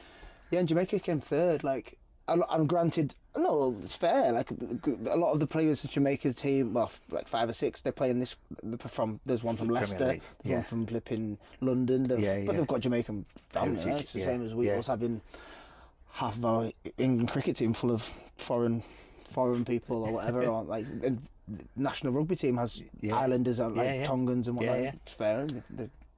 The citizens, whatever. So Jamaica, like say, punch above the weight with sport now, with football. Yeah.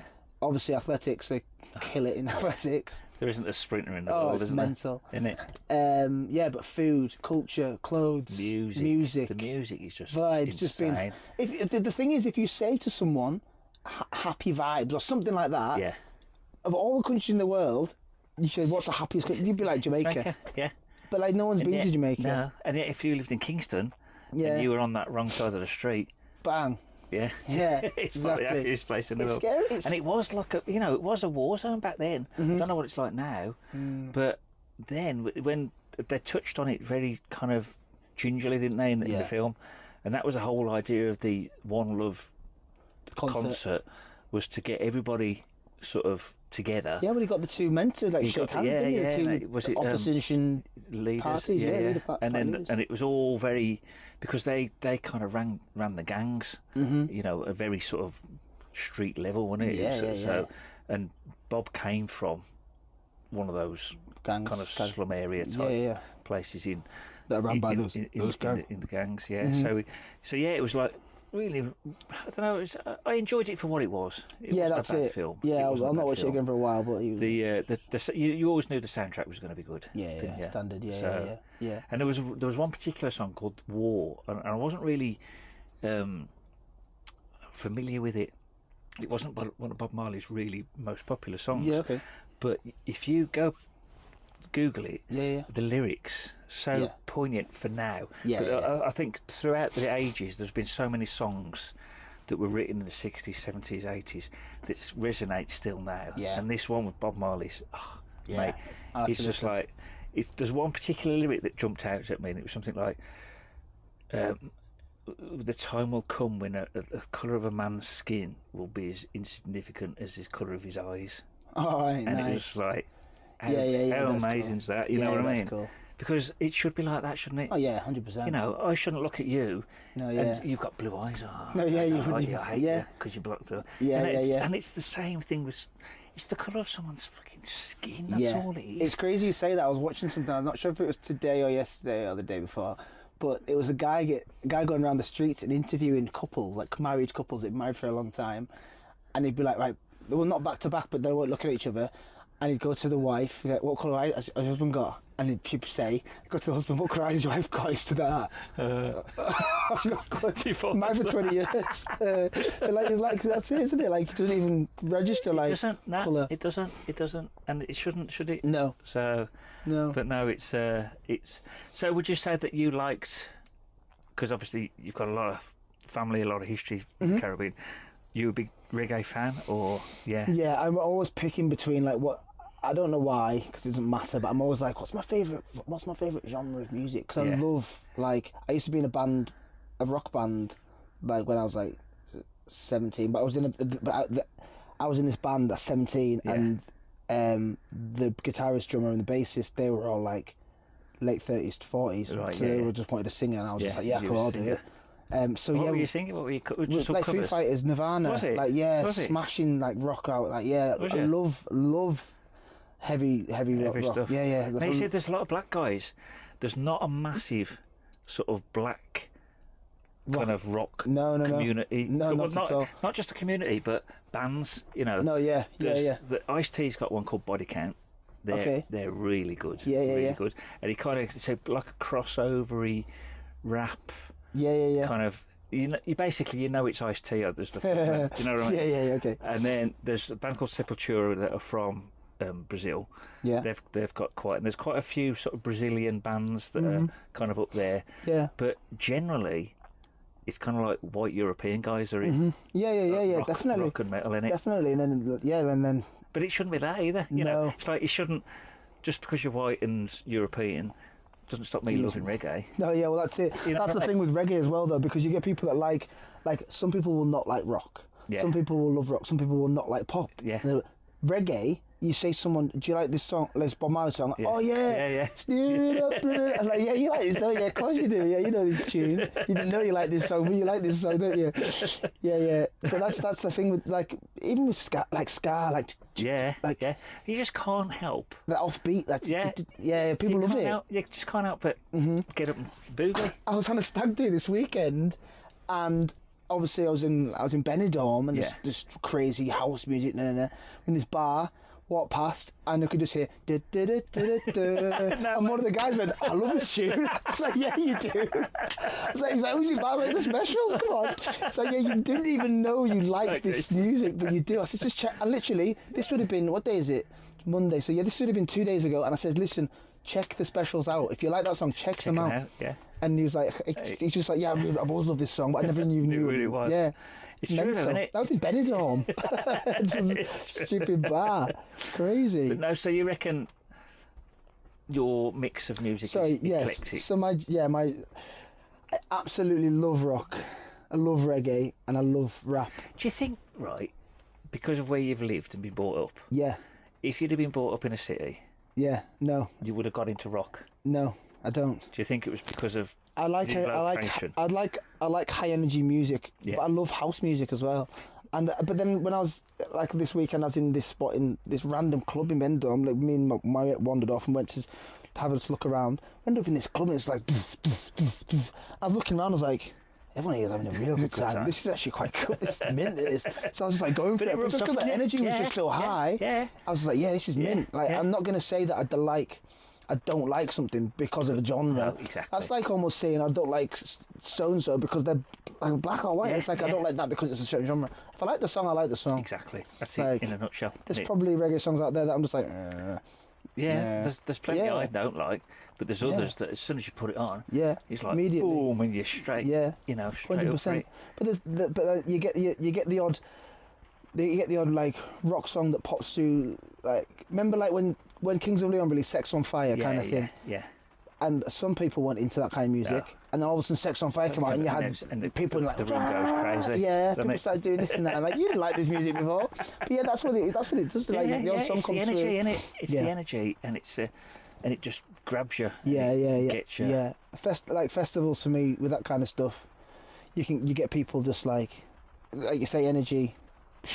The energy levels are there. Yeah. Anything could be And playing. it's stuff that you probably wouldn't have ever thought of putting on your Spotify playlist. No, and it's annoying sometimes because you're like, what do I want to listen to? Then you listen to something like, oh no, I want to listen to this now. I want to listen to that.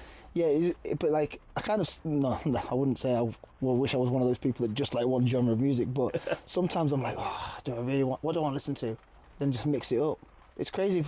Some people look at me and they immediately assume what they think I like. They do with me. Yeah, exactly. Like, yeah. I just had an operation, right? And they wheel you in the slab, and they're just like, right, and so you get from your waist down, you're kind of like numbed. Okay, yeah. Epidural. But then they give you like some headphones to listen to, and they ask you what you want to listen to, and it was, I bet you want to listen to heavy metal. Yeah. It's not having that much of a cliche. Yeah. Stick it on. No, it's crazy. Get you through it. But it's true though, isn't it? People have just got automatic misconceptions. Yeah. You will see somebody, and it was just like, oh. Yeah. When I was in that rock band, or if you want to call it, we did loads of gigs. Just sort of localish. Yeah, we're all from Appleby. Well, one was from Pembrokeshire, but there was other three from Appleby. Yeah. But we did gigs. We did cock rock in Cockermouth actually. Did you? Yeah, we did all around Carlisle and like the surrounding, out west like Wigton and whatnot. But yeah, we did a gig in Carlisle once, I remember. And we did, what song was this? Foo Fighters. I'm not Pretender. Yeah. And I, at the time, would rehearse song, and it's actually a really hard song to sing. And I'd sung this song, and this guy came up to me at the end, he's like, when you lot walked in here, I didn't even think you were in the band. Like, that's completely fair enough, mate. I do not look like I'm in this band. Honestly, the other guys are like 15 years older than me. Yeah. And like, because he was saying, you sing it so well. I was like, oh, thanks. But like, yeah, he was like, you didn't ever expect. I thought you were just carrying the stuff in. Roadie. Yeah, roadie. Yeah. But no, it was like, it's easy to make these conceptions of people, I suppose, and get it wrong. It is, and people do all the time, don't they? Yeah. All the time. Yeah. But for no reason. I know. I think because I've always been kind of different and not kind of conformed. Yeah. I've always never judged a book by its cover. Because I know I've always been judged by my looks, because I've had some crazy hairstyles and images and that, as I've been growing up and whatever. And you get pigeonholed, you get kind of... Easily.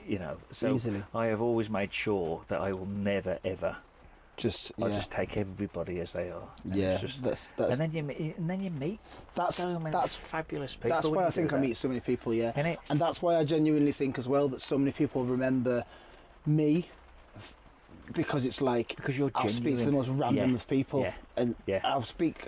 I know people I know famous people that do whatever and this and that, but then I know flipping people that have got absolutely nothing to two pennies rubbed together. Exactly. I'll speak to them on the same level. Exactly, that's what I was just about to say to you. I bet you speak to them exactly the same. Yeah. And I'm the same. Yeah. You know, I might get the local millionaire might be in the queue getting his potato. Yeah. And then a homeless person might be behind him. Yeah. But I will treat them and talk to them exactly the same because they're just human beings, aren't they? Yeah. Like us at the end of the day. It is and that's scary. all it boils down to. Yeah, it is scary. It's cool that like some of the I did a job on Thursday. Yeah. For Pringles, and an advert for Pringles. Yeah. With like a high-end. I can't say it's now. I'll tell you off camera, but it was like a high-end former footballer and now presenter. Right. And it wasn't Gary Lineker. He doesn't do Pringles. He does Walkers. But yeah, with him, and I was there like, and I got the job because the producer had remembered me from a job I did with them 3 or 4 years ago. Just because, like, I didn't get through my agent, didn't get through any form of social media. He just randomly remembered me. He's like, that because basically the advert needs to be this person. It's the main character. Needs 2 people to be his friends. So he was racking his brains on who he could be pretend to be his friends. Yeah. Bang! He emailed me. He's like, "Hi Kieran, how you doing? A long time since you worked on." Because I did an advert for. A commercial for Lille Football Club, like for their kit release, like 3 or 4 years ago. Yeah. He's like, you stuck in my mind. I thought, and I was like, really? Wow. Like he's like, I genuinely thought when I finished that Lille job, I thought none of them was like, I thought they were the other way. I thought the guy didn't like me, kind of thing, because I was like, I think that really clicked. Yeah. But I got there and he was like, I'm so happy to be back. You're back, and I was like, this is so weird. Like, why did you remember? Like, I didn't ask him, but I was like, why did you remember? But then I was just like, probably just because when we got there, you were just normal. I just spoke to the person that was like the famous person in the thing, the same way I spoke to the makeup artist. Yeah. Just from being. Because I'd imagine there'll be a lot of people that are all starstruck. It's like, yeah. Your autograph thing. Yeah. You're just, hey, how's it going? But yeah, literally, I kind of went the way with it on Thursday. I was like, he came in and sat like there, and I was like, he went, hi, my name's so and so. I was like, I nearly went. And he said, what's your name, what do you do for a living, kind of thing. I thought I better not, because he knows exactly that I know he knows who I am. I know who he is. But yeah, I do sometimes go like... I should have said, did you audition for this job? Yeah. To be fair, the girl that did the show, the thing with us, she asked us both, she's not into football at all, right. She asked us both who our agents were, like, how did you get this job? And I was like, oh shit. But he took it well, he was fine. But yeah, it's... Yeah, because I can imagine you've met some cocks in your time, haven't you? Like I do some shoots with people, and like there's a guy called a great photographer who's actually local called Ryan Lomas, and we went up into the hills to do a shoot, and we were getting some really it was April last year. It was mega snowy up there still, and we were doing some stuff where I was like getting really cold and wet, and I remember him saying like, some people that do shoots with would never even do this kind of stuff. Like, would never go out of the way. But those are kind of people you remember literally for the wrong reasons. Like, whereas you've just proved the point. Yeah, I remember you. Yeah, remember you for just being. So, I always like to just say, be sound. Like, you know what I mean? Like, but yeah. Because it is your job at the end of the day. Yeah, you have to be.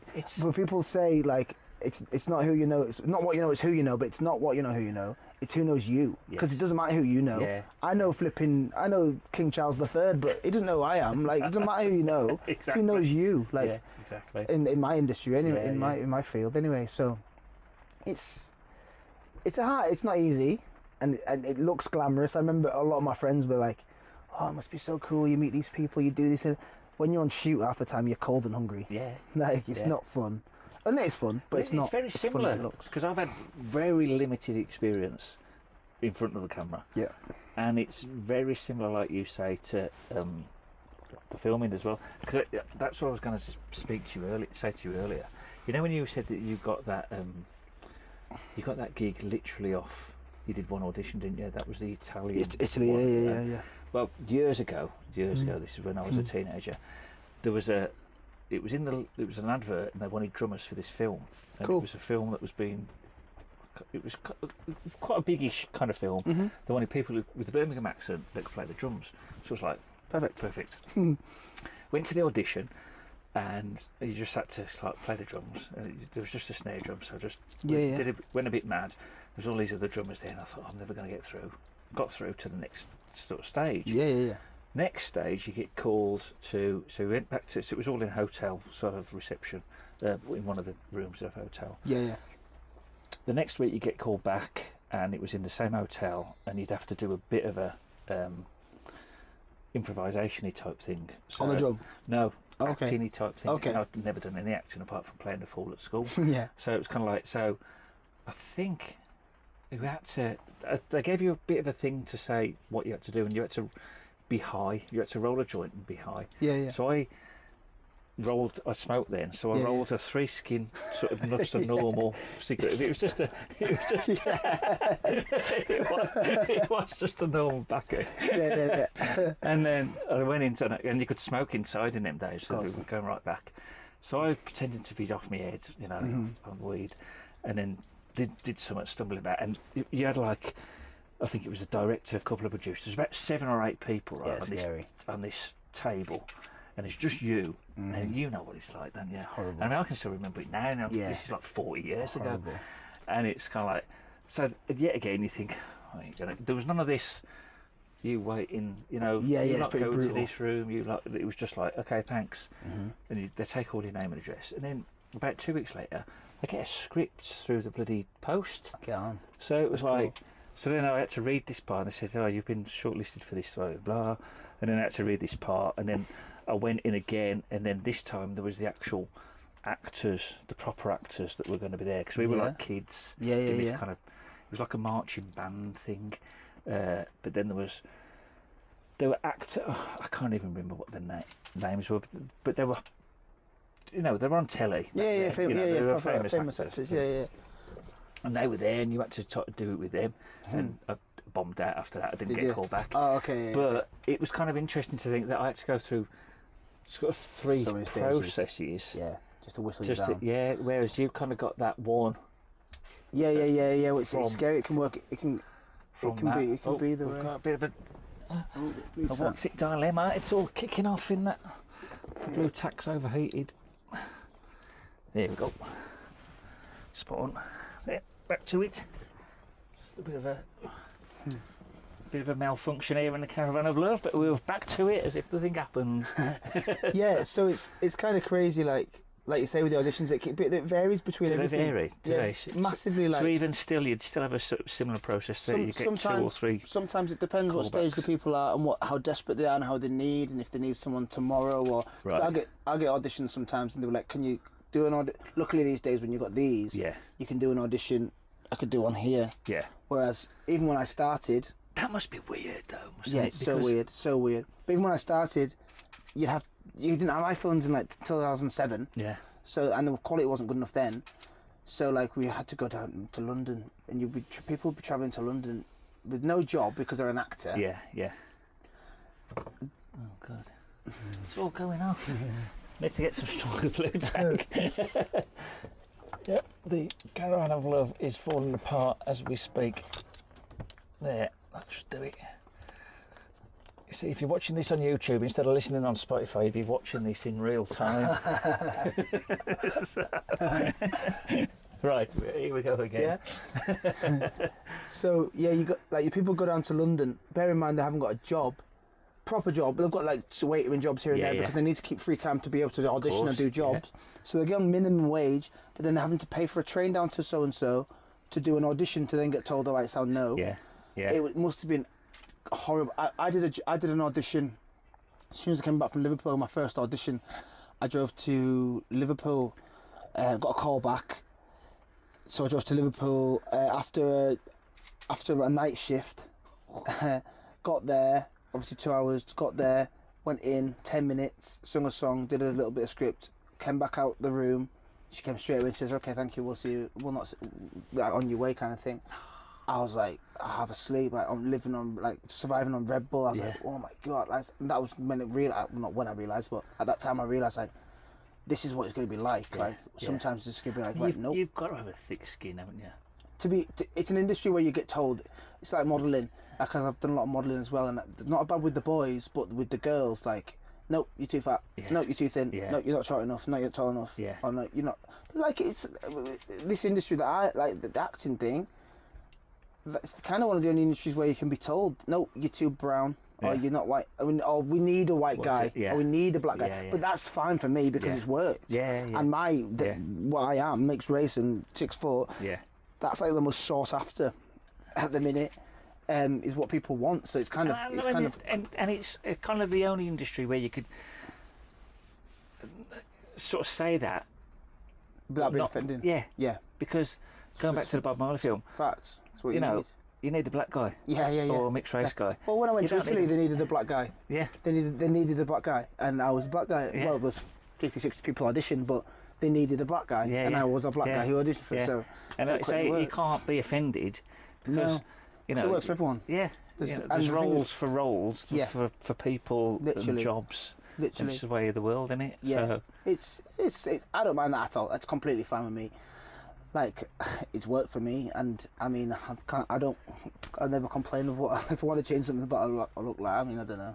It's just who I am, innit? yeah, It's just who I am. yeah. But I absolutely love, funnily enough, pretending to be someone I'm not, because that's why I'm an actor. Yeah, Because yeah. I love just like working with a different character yeah, and pretending yeah. I'm something So, completely. would you know a lot of the guys they become method actors and that, is that your I can switch it on and off. do you? Yeah, I'd love to be able to. I'd love to do a show and just try method acting, like to be constantly being in character, like Because Jim throughout. Carrey's not long done it, hasn't he? Yeah. And he played a comedian. Yeah, that's the first person I think of when I think of it as well. And he because it was just on Netflix. lived the whole life, didn't he? Awful. Insane. Like Jim Carrey's mental. Yeah. Like he's one of my. He's always been one of my favourite actors. He's like geniusly mental. though, Genius. isn't Yeah. Hilarious. Like no, he's not just hilarious. He's a genius. he? Yeah. But he's absolutely. He's another level. It's like he's an alien. Like he knows something yeah, we all yeah, don't know. Yeah. And that when I watched that documentary, when he played that comedian. Yeah. Everyone was just on edge, like. Yeah. Because he could have done never- anything. yeah. Because he wasn't being. He wasn't himself. No. Oh my. But could you couldn't do that? I'd love to try it. That's You it. go I'd to try it. work. There was one where I was watching something. Someone speaking to me, and someone was method acting, and they played someone who was like a bit mentally disabled, like a bit maybe not autistic, a bit mentally disabled in a way. Yeah. And he was playing a 5-year-old, but he thought so this person would think he was a 5-year-old boy, Right, had a memory for a 5-year-old boy, and he was like a 50-year-old man. Yeah. So he'd be method acting, and he'd go to toilets and he just pants trousers, just stand there like that in the toilet, into the urinal, and there's like the people in the cast looking at him. What is he doing? These ridiculous stuff. Just Method go acting. for it. And at that point, I'm just like, what's going on here? But yeah, You were on, oh, it's alright, I'll just switch it on when I need to. yeah, I'll just play that now. I think I'll just switch it on and off. But I mean, some people can do it, some people can't. It's a skill, and I reckon I could do it. But I think I'd be a bit annoying with it. I think I'd just go. Do you think though it works more for more your feature film kind of guys rather than Yeah, but then kind I of- don't see why, do you think as an actor, you can't just do it. stage actors would do that particularly? I think it's just a completely different route of technique. Like some people can do it, some people can't, some people can do both. The same with like, for example, put it in your terms, like if someone could play the drums, Yeah. and then all of a sudden, but they have to practice all the Yeah, time. yeah. Some people can just all of a Do sudden it, just be yeah, drums, yeah, pick it up, yeah, like yeah. you know. Because have you had any formal training? No, Wow, none you've at just all. done. At all, yeah. Not everyone. No, yeah. Yeah, but I just pick Yeah. up on certain things, yeah. And I'm just game for anything. Yeah. Like I'm just happily like. I remember last week, a couple of weeks ago, we had all the students at one of the Rathmataz schools.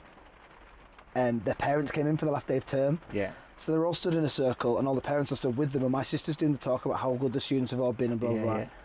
And then she's like, right, we're going to play a game now. And it's a game that I invented with the kids because we get them all to stand completely still, called the neutral game, because we have to stand in neutral position. Yeah. So I try and make this game to try and make them laugh, basically. Yeah. And knew where my sister was going with this. She's like, right, everyone's going to stand completely neutral and we're going to try and make you laugh. She's going to try and make me laugh. Now, she's a bit more serious than me, so she tried, but it didn't really work. This is with like for adults that I'd never met, but I've been teaching their kids for a year. Yeah. And she's like, right, Kieran, can you come to the middle? I was like, oh, she just knows that I will. Because I could have been like, no. I was on my knees, like, and I was doing it at the time. I was like, why am I doing this? Like, it's 10 seconds. My life isn't like 10-second spells of like, why are you doing this? Oh, you're doing this. Oh, no, why are you doing this? And then like, past Kieran, 10 seconds away, Kieran's hating right now. But it's just like, that's what I'm like. If someone says to me, like, do you want to be... I'm playing I'm doing a dance with some of the kids. They're doing a dance on a film called Everyone's Talking About Jamie, which is about a boy in Sheffield. Good film actually. And he wanted to be a drag queen, and all the way through school, he grew up in like the early 2000s, late 90s, and he wanted to be a drag queen. Obviously, his teacher was telling him he couldn't be, and everyone got to take piss out of him and blah blah. And it's how he grew up anyway. It's a real story, true story. True story. And it's now a film on Amazon. You should watch it. It's good. All right. And the girls, there's no boys in their dance classes. Yeah. And the girls, they're like 14 to 18. They need a boy to play Jamie. And they were all like smirking, giggling during one of their like, classes. And I was like, what's going on here? Like, why are we not listening? Because I just teach them singing, I just teach them dancing, so I don't know what's going on in dance. Anyway, I went to see their dance class because I like to keep up with how they're getting on, whatever. And they were like, can we tell Kieran now? I was like, tell me what? And my sister's like, they've got something to ask you. I was like, what? They're like, will you play Jamie? And I've literally got to have high heels on and like being dragged. On drag. And I was like, okay, why not? Yeah, of course I will. Like, I just don't see like, I can get embarrassed, of course I can. Yeah. But like, it takes a lot for me to be like, but life's for living. Having a laugh. You're living life to the full. Yeah, aren't you? yeah, fully like, just I'm literally here for a laugh. Like, I try and be sensible. It doesn't. It's like, but it's an awful 10 seconds. Life's for living, isn't it? Yeah. And you're living it, man. Yeah, yeah. It's fun. My kids love it. I always say like, my kids, especially my two girls that are 4 and 5. The older two boys are like 11 and 12. But the 4 and 5-year-old, like, when I'm with them, it's almost like the guy with the weeing into the toilet. I'm like method into this kid again. Yeah. And that's why I believe I'm so good with the kids that I teach at singing, because like I kind of go onto their level and then be like, let's piss about, like let's just be young again. And I will say like, as soon as I stop doing that is the day I will get too old to be. Like, but that shouldn't. You see, that should never. The amount of people I know that wouldn't. You see, I'd do that. Yeah. And I was always known for doing that, and I always will do it, because it's just like, it's what you do. You know, and it's just like, I'm not embarrassed or shy about doing mad stuff. It's the laughing, and it's just like having a laugh, and it's just like, and when it takes you back to kids, because kids are so kind of raw and genuine. And they're kind of, you know, they're how everyone should be. Yeah. Kind of enthusiasm and that excitement wide-eyed of what can excitement. happen. It's like, and then if you go down to their level, you're looking at life. Well, we're looking at life completely different to most people. Seriously, yeah. Like, I've got some friends that are up for a laugh as much as the next person, but they have to be drunk. Yes. Or they have to be in the right environment. And then you go to another environment, and they're like, oh yeah, you were doing that thing the other day, do it. No. Come on, no. What? Like, you've embarrassed me now. But no, it's mental. Like I say, I just don't know what... I can understand why people get embarrassed. I don't want to do certain stuff. Yeah. But for me, in my brain, I don't know why you wouldn't. No. So I don't blame other people for not wanting to do it. But for me, it's just like, let's do it. Yeah. I'm just, like, whatever, cool. Yeah. I was speaking to someone today about doing this. And they were like, what are you doing tonight? I was like, I'm going to do a podcast or whatever. What for? I don't know. What do you mean? What? So what are you doing it for? Like, you're promoting? No, I'm just doing it. Like, who is it? I don't know, I've never met him. Yeah. They're like, why? Why are you doing it? Where's it at? In a caravan. And they're like, what do you mean? I don't know. I'm just doing it. It's like, it's just to do stuff, isn't it? It's what life's about. Keep busy, it, innit? Yeah. You meet people, you experience things with them. Yeah. And you've obviously got a massive kind of friendship group now because of your personality, who you are, and the way people remember you, innit? You know, whereas other people, they'll just be the grey man all their life. They'll just go through their life happily enjoying it. And no, fair play to them, but and They're never going to... Yeah, and as well, those people forget that it's people, I say people like us that in my industry, they forget how much we struggle, because there's thousands of actors out there in this country. Yeah. They'll never do anything, but like some of them will. But like those grey people that you talk about, those people that just going through life, they'll go home at night and switch the TV on and watch a program. Yeah. Or they'll listen to the radio, Yeah. and they forget that there's producers, makeup artists, Yeah. all the actors, and they're all involved in that show, and they just get completely forgotten about the people on the cutting room floor. Yeah. Well, they were going back to when you were on about with lockdown. All of those people. Yeah. They were all on their knees because they were all completely. Yeah, when it was saying retrain to get a new job. Yeah. And it was like the ballet dancer retrain, and then there was a thing like, oh yeah, well that picture you've got there, the ballet dancer, someone's made that picture, then someone's edited the picture, someone's processed it, like all of it. It's not just like it's the singer or the dancer. Yeah, exactly. It's crazy. People forget about them. They are forgotten people of the industry. Well, of a lot of industries. Yeah. Like, they don't get any praise. No. They get a little name at the end of the film. Yeah, and most people have walked out of cinema. Yeah. Or it doesn't make it onto the cut of the dodgy box. One or the other. Yeah, it's nuts. But I don't know. I like to be, like I say, I'm not an attention seeker anymore, but I like the attention of being like the one.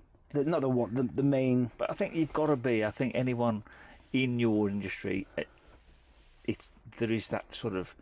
Is narcissism too strong a word? I don't think so. Well, that's the thing. I don't know, because mildly narcissistic. Yeah, but like it's similar with when I say to the kids, like I'll say something. Oh yeah, he's weird, him. And someone like, oh, you can't say that. I'm like, no, I'm saying that as a good thing. Yeah. Like, it's not. I say to my kids now, and the kids that I teach, like, if you say someone's weird, it's not a negative thing. Exactly. Like, it's just so when you say like the narcissistic thing, I'm like, is that bad? It's a bad word, but like, isn't that exactly what it is? Like, and aren't all humans narcissists? Yeah. We are. Do you have a mirror in your house? Yeah. You know, and we go back to like when we were talking earlier about social media and it go right back to when selfies became a thing. Yeah. Selfie this, selfie that. Yeah. But you go back through history. Yeah. And you go to any stately home. There's all pictures of themselves. Yeah. And there's all like, and it was only because they had the money to be able to afford to hire a painter to do it. But I bet you bottom dollar that the chimney sweep, if he could afford to have had a painter, he'd have had painting to himself in his house. Yeah. So it is an inherently human thing, isn't it? It's kind of just.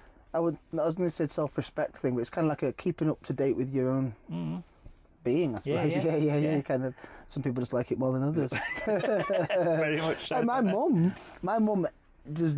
She's like, I've definitely got the gene with the game for anything, up for anything. Like my mum, when she was in school, she didn't speak till she was about 5. She's that nervous. She just didn't speak to people, like, and until she had us lot. Yeah. Who have turned out to be like our dad a lot in the fact that we're just centre of attention kind of people. She now is like a game person as well. Right, she's up for anything. Yeah. She teaches at my sister's school, and when we were kids, when we had dance lessons, the dance teacher was quitting, and my mum was like, "All right, I'll take it on," and she just started being dance teacher to like 60 other students. When we was in Cubs and Scouts or whatever, Cubs, the Scout leader was quitting. And she said, and she's like, all right, I'll take it on. Literally went that, and I was like, we end up being like involved in everything. Just because my mum was like, right, sound, I'll do it. Moment you yeah. I was like, but that's where I get it from, I suppose, in that it's just like, yeah, sound, we'll do it. Yeah. Whatever. Excellent. Why not? But yeah, it's. That's that sort of go-get 'em attitude. Yeah, it's a bit of a charitable attitude, but it's a very go-get 'em, like, yeah, like, cool, let's just take it on, see what happens. Why not? If we don't do it, no one else will. No one else is gonna. Yeah. Go for it. Yeah, definitely. So where do you think all your kind of accents and that kind of thing, did you kind of practice? Because to tell you what I've noticed over the years, that Brits, we can generally do a really good American accent.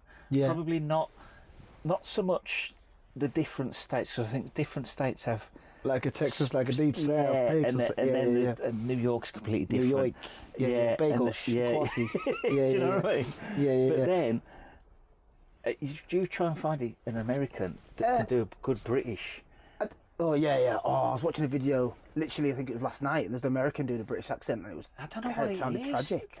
It's just the most But insane. It's weird. It is weird because I've spoken to Americans in my American accent, Yeah. and they're like, yeah, that's an American accent. Like, I'm like, well, What they don't question it. No, but like they're like, yeah, that's genuinely what it sounds like. But then I've never heard an American. I haven't. could I do think even some top-notch. Yeah, Hollywood terrible actors, ones. and they just don't get it. No, they don't. It's weird, but again, back to small countries. This place is scary because I've come from 13 miles away. Yeah. They speak different in this town than they do in Appleby. Yeah. And then you go down the country and you turn to American, a Scouse accent. Exactly. We tried to get to. I used to work on the market, and these Geordies used to come over. Yeah. And man, I needed an interpreter sometimes when they were going for it with each other. Yeah, I love the Geordies. It was it's an amazing accent. Yeah. But when they were going at each other.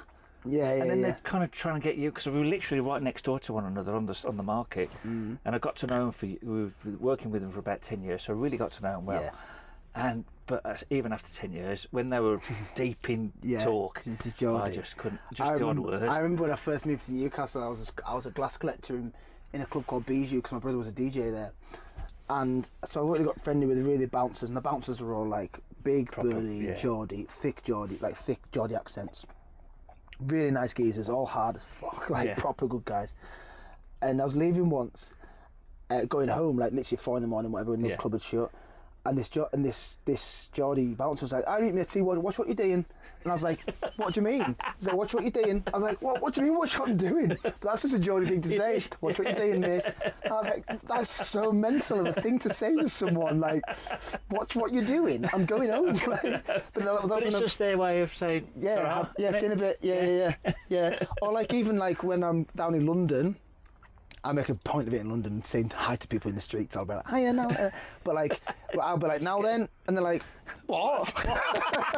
And now then, now what? And now then. Oh my God. But even like, they say that across like over the Dales, like into Yorkshire, they say, now when. Yeah. Or whatever. But I just should have said that. Well, I did that. Yeah. But yeah, you say now then to someone, and it's like, they're like, what you on about? But like, it's only a few hundred miles away. Yeah. And then even in this county, Yeah. Carlisle sounds completely different to Penrith. Yeah. To Appleby. And then you go out west to Marras. Yeah. Completely different again. Yeah, right. Marra. Yeah. And it's like, Yeah. I remember speaking to someone and he was like, when I used to be working kitchens for a few years, kitchen fitting, and there was this guy and we used to absolutely love him. We didn't love him when he was with us, but as soon as we left him, we were just both doing impressions of him. All right, mate, playing for Wilkinson this weekend. All right. That was hilarious. It was hilarious to us, but it was like so basic. Like, why were we laughing at this guy? Just how he spoke. It's the different sort of, because obviously, like I said, moving up here, certain words. Oh yeah. It was like lodgeful. Yeah, lodgeful. Like, what the hell about? Yeah, lodgeful. Oh, that's really lodge. Yeah, lodge. And I didn't. I was thinking, what Lodge is not even a word, is it? It's mental. And everyone don't take the packed lunch to work. They take bait. Bait, bait to work. Yeah. So, and then, or even like lunch, dinner, tea kind of thing. Tea. Yeah, tea time. It's like lunch. It was just it's so like. But it's great. I think that's what I do love about this country, and it's probably why the Americans find it so hard to do a kind of, particularly a regional accent. Yeah. I mean, it's probably impossible for. It will be. It's impossible for most Brits to do an regional accent. Yeah, that's true. Yeah. And let alone an American. But I'm still surprised they can't get a sort of quintessential BBC kind of English, posh English accent. Because that's even we. Surely, that's the thing. Quite. It is nuts. It is crazy. Like. A few of the girls that I teach, well, actually, a couple of girls that I teach, they're doing, the ones in Kendal, they're doing, what they're doing? Mary Poppins. Yeah. For one of their shows. It's like a short, 5-minute clip from Mary Poppins. And they always come into my class and ask me how to do accents, because I can do accents. Yeah. Like, how do you do it in a London accent? I was like, well, whereabouts? Yeah. Because it could be like a proper London accent, right? Yeah. Or proper, yeah. and they're like, oh, I'm playing so and so, and I'm playing so and so. So you need to speak like this. You need to speak like this. They're like, yeah, but London, like, yeah, they're all London accents, but they're obviously kids that don't. Yeah. But it's. But even London, like. Even London, there's north of the river, there's south of the river, there's east. There's posh, rough. Inner.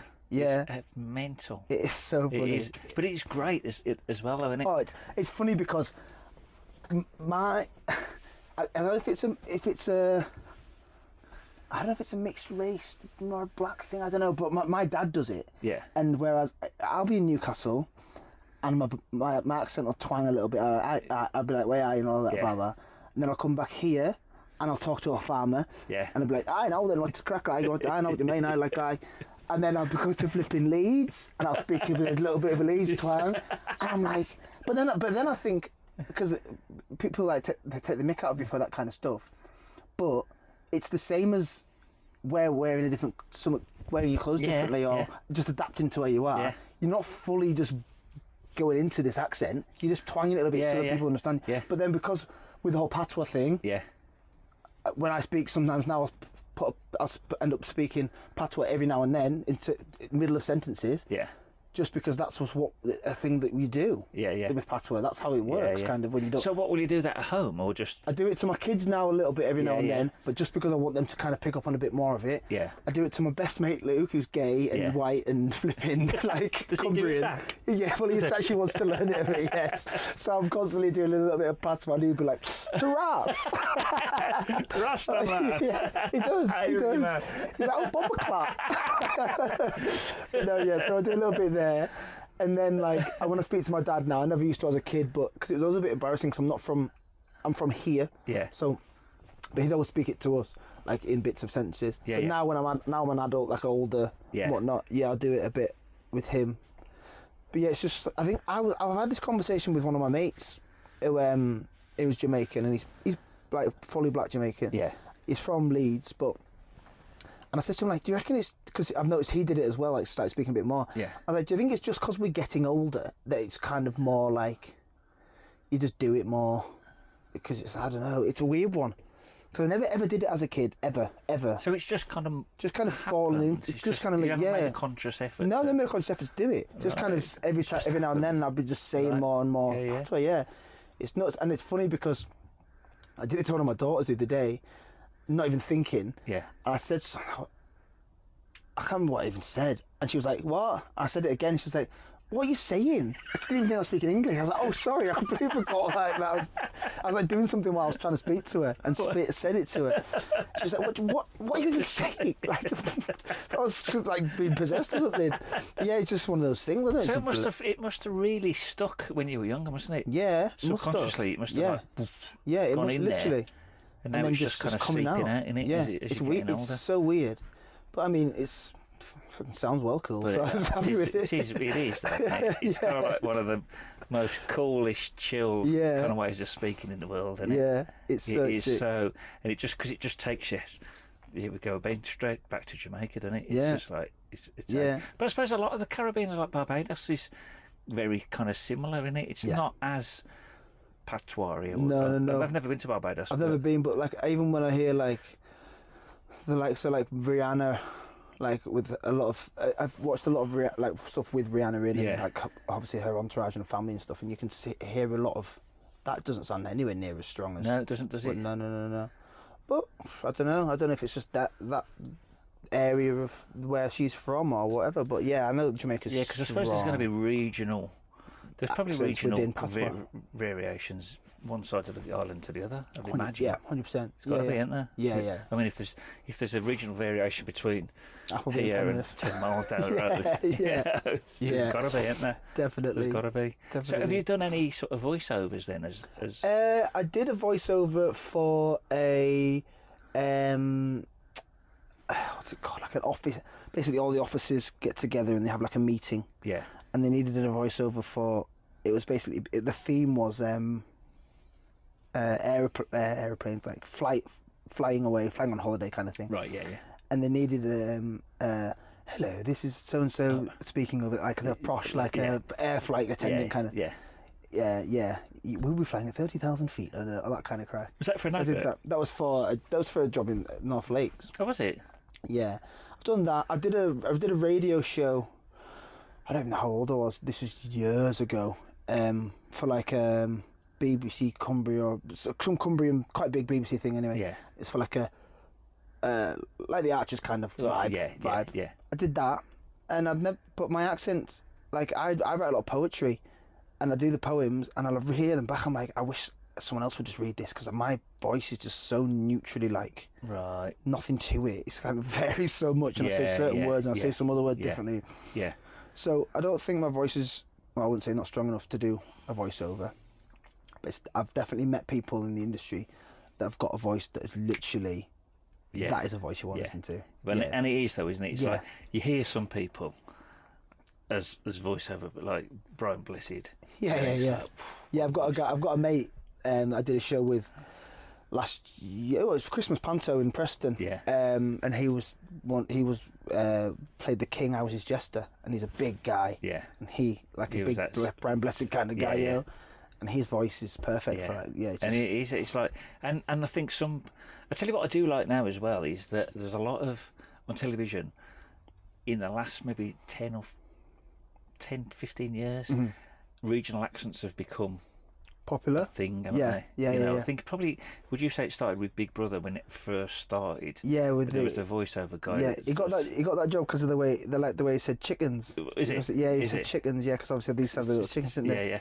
And he got that job. But yeah, you're right though. Yeah, But it's now, and as well with like the Arctic Monkeys, yes, or like singing in their accents. accent. Yeah, rather than being like Yeah. we're singing like an American you're type. from Rotherham, like that kind of. Yeah. You know, that's it made it really popular to be like It has. proud of where you're Where from, and working class. And like, even going back to music, you were on about your mate sort of was the backing singer with Stormzy. yeah. Kind of grime when that came out. Yeah, the accents again. Yeah, definitely. Wasn't it? Massively. Yeah, huge. Massively. Because I got into, because I love all sorts of music, as we've talked about earlier, and grime just really resonated with me, because I think it was kind of like, it was punk. It was like the new punk. Yeah, it is new punk, and I've always wondered when people, I've always like, I always not feel sorry at all, but like, white people listening to especially from around here, listening to grime. Yeah. I'm like, how are you are they relating getting to- it? Yeah, like, I understand why a lot of people don't like it. Yeah. And I just love it because it's raw. Yeah. And I've always loved it. I listened to grime since 2003 when it started, properly. And and people, I've got mates now listen to it. I'm like, yeah, but you're not listening to Poe Grime, are you? Like, I liked it when you couldn't get hold of it. But like, it's. But it's true, though, isn't it? Because I mean, how can a farmer work in the fields and it's kind of there we are pigeonholing people. It's kind of like how they're obviously just like the music and the energy of it, rather than what they're singing and talking about, isn't it? Because whereas other guys that are living in the inner cities and living on the streets, they'll enjoy it for probably the energy and the message it's portraying. I suppose it's the same as people here listening to like New York rap in like the 80s. Yeah, very much 90s. so. Like, yeah. Funny story. We had the Sugar Hill Gang play at Appleby. Sure. We were in the pub once. Oh, a mad place. Yeah, fucking mental. It was mental. We were all kids. Well, we were like, I think I was just learning to drive, so I was 16, 17, 18. Yeah. And we were in the pub, and my mate, his mate rang him, was like, he's like, all right, mate, I've got the Sugar Hill Gang with me. I'm actually doing the tour managing for like the next 3 gigs, and I need somewhere to stay in Cumbria. And he was like, what? So you said the Sugar Hill Gang? He's like, yeah. He's like, how are they? He's like, just could you put somewhere to stop? He's like, well, I'll ring you back. Put the phone down. And we're like, where could they stay? Like, we're not putting in the tuft and anything. Anyway, we're like, why don't we just build a stage in your garden? This is in a place called Grisburn, just outside Appleby. Literally Grisburn's 2 or 3 houses. It's tiny. You have to walk like half a mile to get to his house of a field. Like when you park up. Anyway, so we're like, build a stage, sell tickets in town, put a barbecue on, we'll just sell tickets. So we just did that. We made a load of flyers, hung them out. People would buy them off us for like a tenner. They're like, actual Sugar Hill Gang. We're like, no, yeah, he's Sugar Hill Gang. We're like, are you sure? We're like, yeah. Somebody We didn't have a clue they were going to turn up till they turned up. Yeah. Yeah, and like Master G was there with a walking stick. No way. Yeah, Grandmaster. What? It's not Grandmaster Flash. Yeah, Master G. I can't remember. Anyway, Master G was there. I remember talking to Master G, and he was like, yeah, like telling me that 50 Cent and Jay-Z started rapping because he rapped. I was like, you're right. I know. Like, it's mental. Like, Jay-Z's my favourite rapper, and 50 Cent at the time obviously was as well. Like, I love rap, and that the reason that they rap is because that's him when he was 16. Yeah. Started rapping. He was like 60 at the time. Yeah. I think he's died now. I think, but I can't remember. But yeah, it was nuts. Anyway, they were along with the they were sort of Sugar Hill Gang and who did the Rocksteady crew? Were they? not Dougie Fresh and not Dougie Fresh. I can't think who it was. I'll find it. I'm not sure. I'll be lying. You're talking like early 80s, aren't you? Proper. Yeah. Original. Yeah. When it was just Inventors of rap. Oh yeah. On the big decks and it, Yeah. Yeah. And yeah, it was not. Then we rang this guy back, Andy, and we're like, he's gonna stay out because that's what we did. We didn't put him anywhere. He stayed at my mate's house. Like my mates, and this my mate's, we call it Hippie Man. It's a proper like off in the sticks place. Like it's not like a normal house. It's not a flushing toilet. It's like a proper like off the grid. out in the sticks. Stayed there. Absolutely loved it. They wanted to come back. It was mental. Yeah, one of the DJ walks in. I'll never forget. The DJ was the biggest human being I've ever seen in my life. He walks in. He just plonks himself down. He's like, "Is it alright if I eat in here?" We're like, "Yeah, I'm gonna get you anything." He goes, "Don't worry about it." He just pulled a full chicken out his pocket. Started eating his chicken. Honestly, he put his hand out there, full chicken, bang. Started eating. I was like, "I'm gonna stop doing that." If that's the crack. Yeah, you're a legend, mate. That's mental. Yeah, it was so cool. It was so good. But we were kids selling tickets to adults. To go to the Sugar Hill Gang, and they didn't believe us. And I remember standing at the back with my two mates. There was a lot of us, but my oldest mate Rob and my two oldest mates Rob and Zeph, that have been mates since I moved here when I was 5. It was at Zeph's house, and I stood at the back with them two. And I was like, we don't understand what we've just done here. Like that's the Sugar Hill Gang, and we built the stage out of it was literally like pallets. And we had a pole, like a scaffolding pole, with a welly on top because we didn't want to cut the tarpaulin. Tarpaulin was just stripped over and tied to the tree. We had some DJ decks there, and that was it. And the people in town just going fucking mental in my mate's garden, just like, this is so dum. I was like, this is mental. That's It's so cool. That was one of my favourite stories, actually, yeah, because it's with all my original mates. Yeah. And it's a story that I will tell people in 50 years and they just won't believe me. And they'll be fine that they don't believe me. Yeah. Because I'll be like some old guy like, this really happened, But they won't believe me because it's not believable. No. I've got pictures. Yeah. I mean, why would you lie about something like that? It's a pretty good lie, isn't it? It's a pretty good lie. I've actually avoided telling people that story in certain situations when I've been at certain jobs and stuff because I can't bother to even get into this. Yeah. Like, cause it just doesn't believe you. Yeah. No one's gonna or they'll be like, yeah, of course that happened, They'll go away and slag you off because they're like, this guy's an absolute liar, by the way. Yeah, dig him up and I'll put him on here. Yeah. But no, do you know what, mate? Tonight has been an absolute it's been cool. Really good fun. Really good. Really good. Thank you ever so much for coming on. No worries. Anything else you wanted to get off your chest or say or? Not really, I don't think. Are you still doing your potatoes? What's going on there? The funny thing is, it's not funny at all, really. I absolutely love jacket potatoes, and I've never ever bought a jacket potato from him. No way. I was driven past me like, one day, that's me, one day. But yeah. Right. So what do you do? Do you still do them then? Yeah. Cool. So I have Sunday and Monday off, but every other day I'm in town. Well, I'll be there then. So I'll be there soon. You should be coming, and we'll get you. Not only is he going to be on the podcast, he's also going to be on my Instagram page. Yeah. I'm going to put Kieran's Instagram page on here. Yeah. And any other links that you've got that'll be great for us to maybe put the razzmatazz one on if anyone fancies getting into. Because what's the crack? Is it just for kids? Is it like... So I don't know if you know the original story of razzmatazz. It was a lady called Denise. Yeah. From Scotland. She went on well, she's been for Spuds loads of times. Has she? Yeah.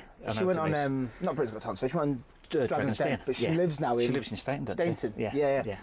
and they've got schools all over the country. Hi, Denise, yeah. Cheese and coleslaw. Isn't that scary how you remember Yeah. stuff? I'm obviously a milkman as well, and I remember everyone's milk orders. I used to work in a pub and know everyone's drinks. Drink orders, just how it sticks. Yeah. It's mental. Anyway, how I go off on a tangent. They've got schools all over the country. Oh, she got them all over the country now. Yeah, they're in London. Oh, wow. Yeah, she's. Oh, it's big. Yeah, serious. Yeah, Wow. yeah.